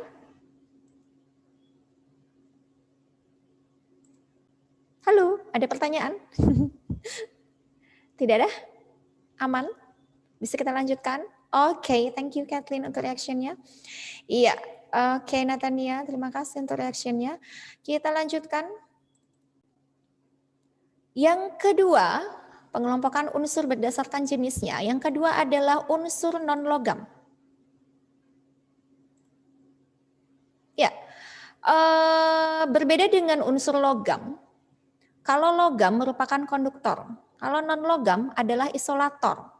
Isolator merupakan unsur yang kurang baik menghantarkan listrik dan panas. Nah, apabila kita perhatikan kembali peralatan rumah tangga yang ada di dapur, bagian peralatan dapur memang ada yang terbuat dari logam, tetapi ada juga yang dilapisi dengan bahan non-logam sehingga tidak langsung mengenai jari tangan kita. Panasnya itu tidak langsung mengenai jari tangan kita. Kalau kita perhatikan bagian dari panci yang kita gunakan memanaskan air, ada bagian sisinya itu yang terbuat dari bahan non-logam. Sehingga pada saat tangan kita memegang bagian tersebut tidak akan langsung terasa panas. Ya, jadi ibu-ibu yang menggunakan peralatan rumah tangga, walaupun memang sangat memerlukan supaya makanannya cepat panas, tetapi ada bagian yang dilapisi dengan bahan non-logam yang bersifat isolator, sehingga jari-jari tangan ibu kita menjadi aman saat memasak. Tidak langsung terkena panas. Demikian halnya juga dengan setrikaan, pada bagian gagang yang digunakan untuk dipegang oleh tangan, jari tangan, itu juga terbuat dari bahan isolator. Supaya panas yang dari setrikaan itu tidak langsung mengenai jari-jari tangan kita. Jadi ada bahan logamnya dan ada bahan dari non-logam juga. Ya. Baik, untuk non-logam tidak mengkilap, rapuh, tidak dapat dibengkokkan, memiliki titik lelah yang rendah. Berbeda dengan yang logam, kalau logam memiliki titik leleh yang tinggi. Oke. Unsur non-logam memiliki titik leleh yang rendah. Pada suhu kamar, unsur non-logam berwujud gas atau cair, kecuali bromin berwujud padat. Baik, berikut ini beberapa contoh unsur non-logam. Perhatikan dalam penulisan lambang unsurnya. Ya. Karbon, ini merupakan non-logam. Lambang unsurnya adalah C, huruf kapital. Nitrogen, beda ya anak-anak, nitrogen, natrium. Biasanya keliru. Ayo nitrogen apa lambang unsurnya? Apa ya? Nitrogen sama natrium depan hurufnya sama-sama N. Oke, yang nitrogen lambang unsurnya N huruf kapital. Kalau natrium Na dengan huruf kapital N dan huruf A-nya huruf kecil. Oke, lanjut. Contoh yang ketiga, yodium lambang unsurnya huruf I kapital. Kemudian klor lambang unsurnya Cl, C huruf kapital, L-nya huruf kecil. Argon lambang unsurnya adalah Ar dengan huruf A huruf kapital, R-nya huruf kecil. Oke, jelas? Bisa dipahami ya. Baik, kita lanjutkan anak-anakku. Ya, perhatikan tabel berikut ini. Berikut ini adalah unsur non-logam dan kegunaannya. Sekali lagi Miss Yani contohkan ini hanya beberapa contoh saja ya anak-anak ya. Mungkin bisa ada kegunaan yang lain juga dari masing-masing unsur ini. Nah, yang pertama karbon, unsur karbon dengan lambang unsurnya C kapital, kegunaannya sebagai bahan dasar tinta printer inkjet. Ini salah satunya ya. Kemudian untuk nitrogen, kegunaannya untuk bahan pupuk. Pupuk yang ada kandungan unsur nitrogen di dalam pupuk tersebut yang diperlukan juga untuk menyuburkan tanah. Karena zat-zat hara tersebut juga diperlukan oleh tumbuhan. Kemudian iodium, lambang unsurnya I, huruf I kapital, kegunaannya sebagai bahan antiseptik. Kemudian klor, lambang unsurnya Cl, huruf C kapital, huruf L kecil, kegunaannya sebagai bahan disinfektan. Argon, unsur argon dengan lambang unsur Ar dengan huruf A kapital dan R kecil. Kegunaannya pengisi bola lampu pijar dan neon. Kalau kita perhatikan di sekitar kita ada lampu neon, ada bola pijar, lampu pijar. Ya, kita perhatikan bagian dalamnya ada unsur argon. Ya, baik. Demikian mengenai non-logam. Kita perhatikan sekarang yang ketiga, unsur metaloid, yaitu termasuk semilogam. Kalau ada kata semilogam sudah pasti mempunyai sifat di antara logam dan non-logam. Ya, metaloid ini unsur yang mempunyai sifat di antara sifat logam dan non-logam, sehingga dia bisa juga disebut semilogam. Semilogam ini bersifat semikonduktor, berbentuk padat dengan warna abu-abu, mengkilap atau keperakan. Nah, berikut ini yang merupakan contoh semilogam atau contoh metaloid. Ada silikon, ada boron, ada germanium, ada arsen, ada polonium. Perhatikan lambang unsurnya, ya. Silikon Si dengan huruf S kapital, huruf I kecil. Boron huruf B kapital. Germanium huruf G kapital, huruf I-nya huruf kecil. Arsen huruf A huruf kapital, S huruf kecil. Polonium huruf P-nya huruf kapital, O-nya huruf kecil. Oke, jelas anak-anak? Untuk metaloid, untuk non-logam, dan juga logam. Ingat contoh-contohnya ya? Baik, perhatikan kembali. Iya, berikut ini adalah tabel unsur metaloid dan kegunaannya. Silikon, lambang unsurnya Si, kegunaannya untuk membuat transistor. Juga chip komputer. Kemudian boron, lambang unsurnya B kapital. Kegunaannya senyawa boron digunakan sebagai pupuk untuk pertanian. Nah, ternyata pupuk pertanian ada kandungan boron di dalamnya, ada unsur boron dalamnya. Ya, tumbuh-tumbuhan juga memerlukan senyawa tersebut. Baik, unsur germanium. Lambang unsurnya adalah Ge, huruf G-nya huruf kapital, dapat digunakan sebagai bahan pencampur logam supaya tidak ditemukan murni logam, jadi bisa dicampur dengan germanium.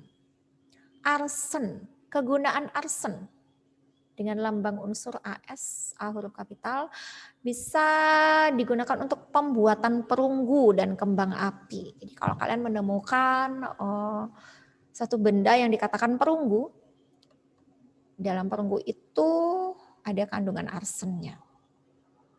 Kemudian polonium, unsur polonium dengan lambang unsur Po dengan huruf P huruf kapital, huruf O-nya huruf kecil.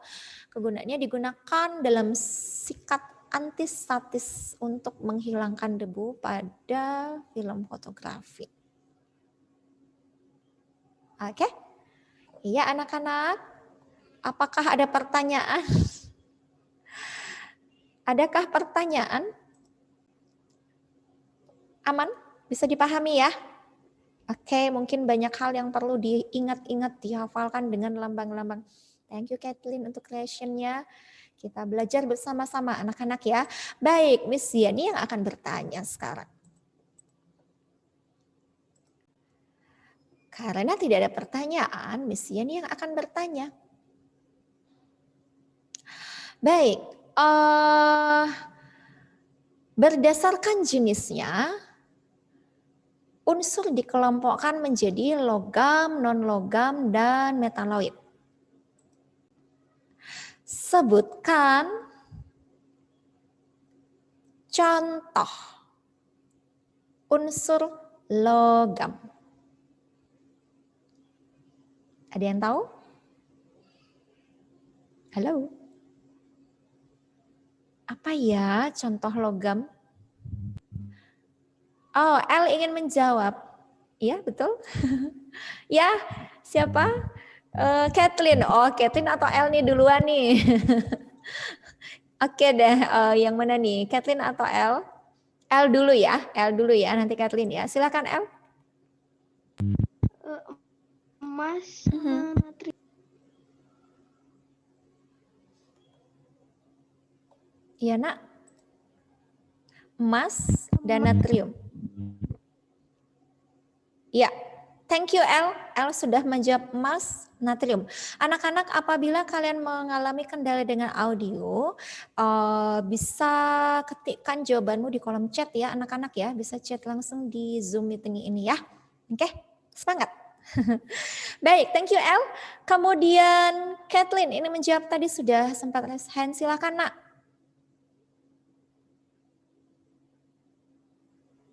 Halo. Ya, Miss, sorry Iya. tadi. Iya, silahkan nak. Pertanyaannya apa tadi soalnya putus? Contoh Contoh unsur logam. Tadi sudah terjawab oleh L, emas dan natrium. Tembaga dan magnesium. Tembaga dan magnesium. Iya, luar biasa. Terima kasih Kathleen.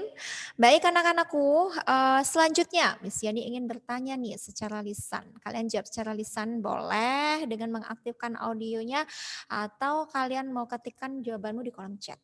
Boleh ya? Coba sebutkan contoh dari unsur non-logam. Ayo silahkan Yovani, silahkan. Yang non-logam nak. Setelah itu Natania ya. Yovani dulu, setelah itu Natania.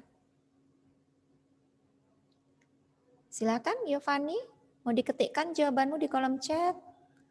Silahkan atau diaktifkan audionya, silahkan. Karbon sama nitrogen, Miss. Karbon dengan nitrogen, oke. Kemudian Netania?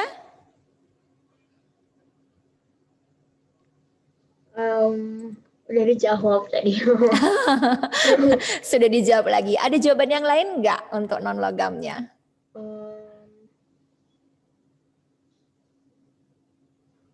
Kalau oksigen. Oke. Sudah? Satu saja? Ya. Oke, sip. Bagus, pintar. Ya, baik anak-anakku. Selanjutnya, pertanyaan lisan dari Miss Yani ya.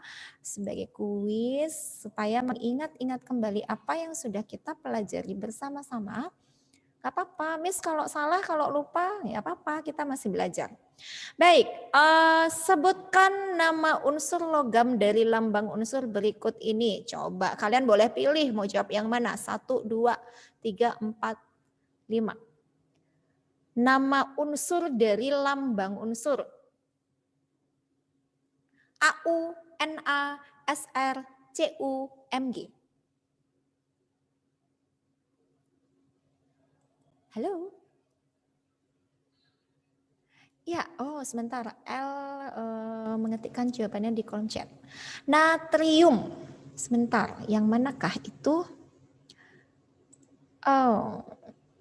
Na ya nak ya. Oke. Ya, selanjutnya.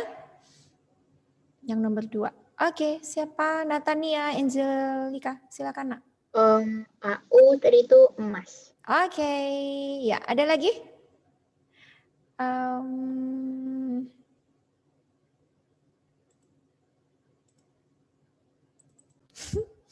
Ya, ini nak. AU sudah terjawab, Na sudah terjawab, Sr, Cu, Mg. Iya nak, silahkan. Kalau Sr itu strontium. Oke, mantap. Ada lagi? SR sudah terjawab.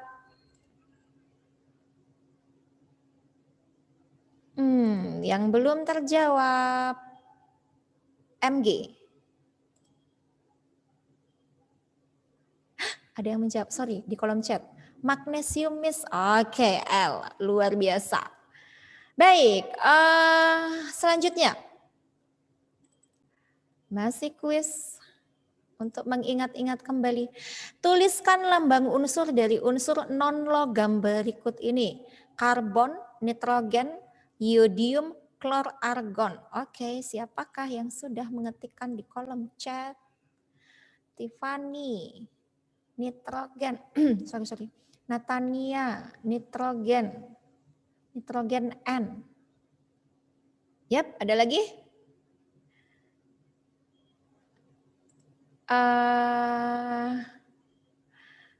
Karbon, iodium, klor, argon. Yovani, klor, Cl. Oke. Ada lagi? Klornya sudah terjawab. Yap. Iodium dan argon. Apa lambangnya, Nak?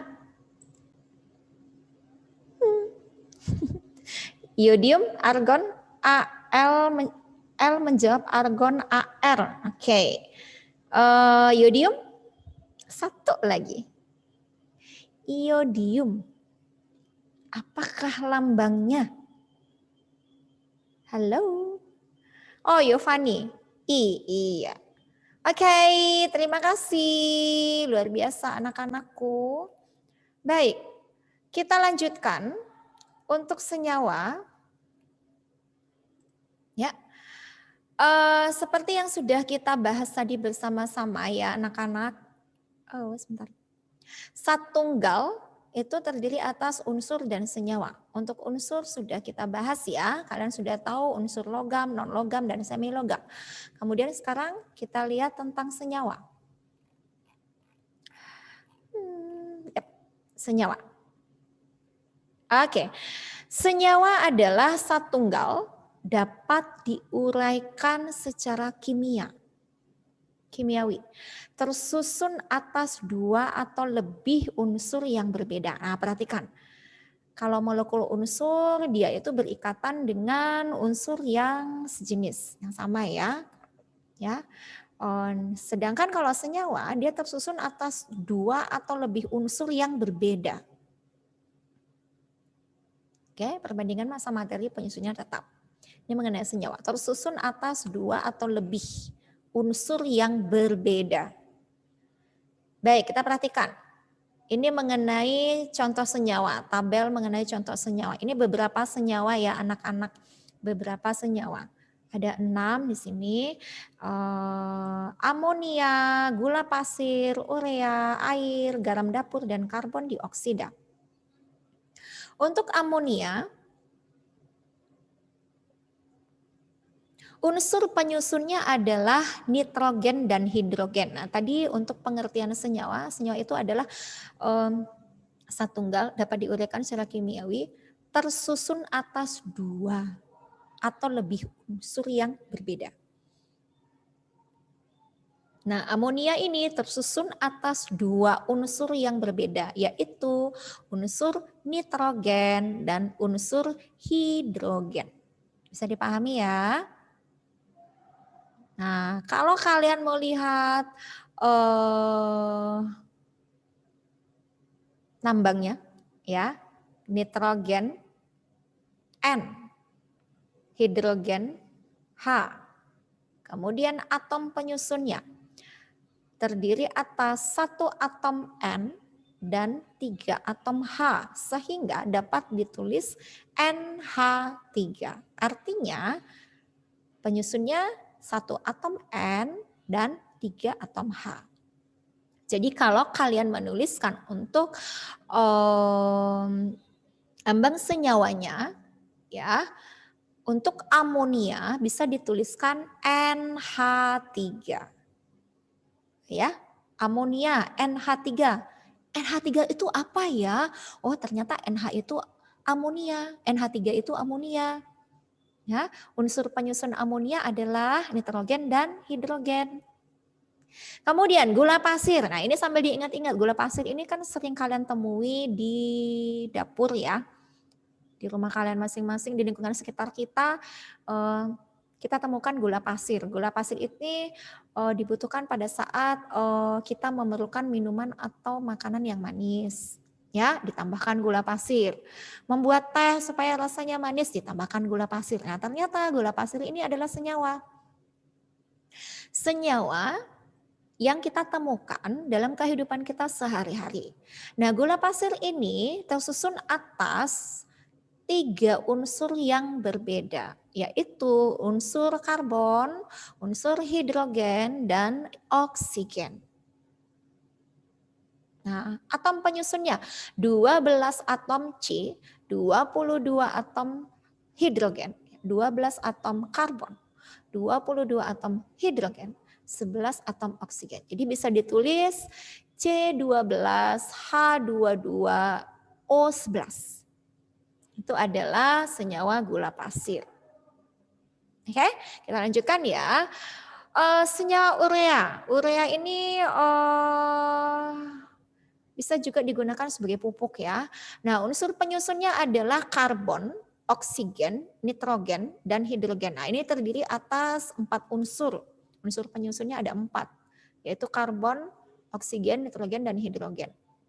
Atom penyusun urea adalah 1 atom karbon, 1 atom oksigen, 2 atom nitrogen, dan 4 atom hidrogen. Oke, sudah anak-anak? Kita lihat air. Nah, ternyata air ini adalah senyawa yang kita temukan di lingkungan sekitar kita. Bila kita haus, kita ambil air minum. Nah, ternyata air ini senyawa. Unsur penyusun dari senyawa air adalah hidrogen dan oksigen. Kita sering mendengar istilah H2O, H2O. H2O itu apa ya? Ternyata H2O itu adalah air. Atom penyusunnya adalah 2 atom hidrogen, 1 atom oksigen. Sehingga dapat dituliskan H2O. Baik, selanjutnya garam dapur. Nah, garam dapur ini juga merupakan senyawa yang kita jumpai dalam kehidupan kita sehari-hari. Ya, supaya makanannya menjadi lebih gurih, ada rasa asinnya, ditambahkanlah garam dapur. Garam dapur ini tersusun atas unsur natrium dan klor, yaitu 1 atom natrium dan 1 atom klor. Jadi kalau kalian menemukan garam dapur sambil mengingat-ingat, oh ini adalah NaCl. Garam dapur NaCl. Kemudian karbon dioksida ini juga sering sekali kita dengarkan ya. Kita jumpai, kita menghembuskannya saat bernafas. Ya. Nah, karbon dioksida ini tersusun atas unsur karbon dan oksigen. Atom penyusunnya 1 atom C dan 2 atom O. 1 atom karbon dan 2 atom oksigen. Sehingga bisa dituliskan CO2. Ya, paham ya anak-anak ya, jelas ya. Baik. Pengelompokan senyawa berdasarkan penyusunnya. Yaitu ada senyawa organik dan senyawa anorganik. Apa sih perbedaan senyawa organik dengan anorganik itu? Kita lihat satu persatu. Yang pertama, senyawa organik. Senyawa organik merupakan senyawa yang mengandung unsur karbon. Contoh, misalnya diambilkan 2 contoh yang kita jumpai dalam kehidupan kita sehari-hari, yaitu asam cuka dan juga gula pasir. Apabila ada cuka di dapur ya, itu merupakan senyawa organik. Gula pasir itu juga merupakan senyawa organik. Ada di lingkungan sekitar kita. Asam cuka atau juga disebut asam asetat. Baik, selanjutnya senyawa anorganik. Senyawa anorganik merupakan senyawa yang tidak mengandung unsur karbon. Contohnya pasir, garam. Nah, pasir dan garam ini merupakan senyawa anorganik. Ini juga sering kita jumpai di lingkungan sekitar kita. Garam mudah ditemukan, pasir juga mudah ditemukan ya. Nah, pasir dan garam ini merupakan senyawa anorganik. Senyawa yang tidak mengandung karbon. Nah, kuis. Baik anak-anakku, mengingat-ingat kembali apa yang tadi sudah kita pelajari. Gula pasir. Adakah yang tahu penyusun senyawa gula pasir? Halo? Hai, penyusun senyawa gula pasir. Gula pasir tersusun atas unsur apa saja? Masih ingat?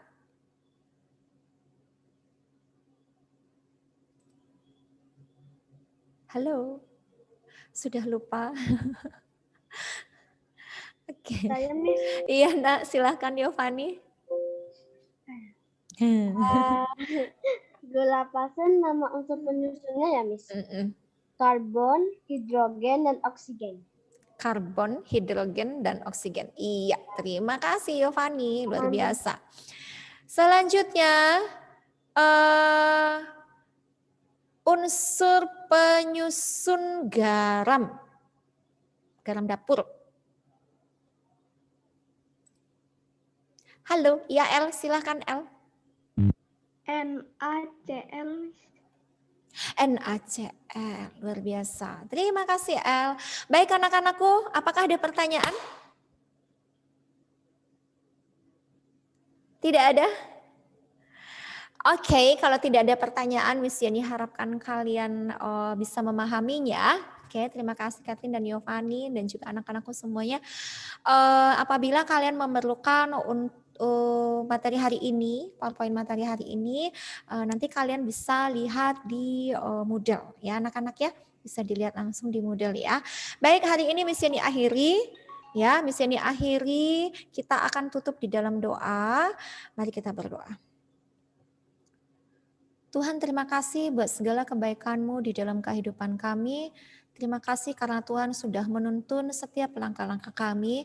Dan kami berdoa khusus buat anak-anak-Mu ya Tuhan, anak-anak kelas 7B. Mari Tuhan di dalam masa remaja mereka, Engkau berikan hikmat-Mu ya Tuhan, Engkau berikan kepintaran-Mu ya Tuhan, supaya mereka bisa mempermuliakan nama-Mu dalam kehidupan mereka, dalam masa remaja mereka. Mereka memuliakan nama-Mu dan juga mereka bisa menjadi saluran berkat. Terima kasih buat segala kebaikan Tuhan, berkati mereka dengan kesehatan, berkati mereka dengan kebijaksanaan yang daripada Tuhan. Pimpin setiap langkah-langkah mereka di dalam masa remaja mereka ya Tuhan, agar mereka selalu berada dalam rencana dan rancangan Tuhan. Terpuji nama Tuhan kekal selamanya, hanya di dalam nama Tuhan Yesus Kristus kami mengucap syukur dan berdoa. Haleluya.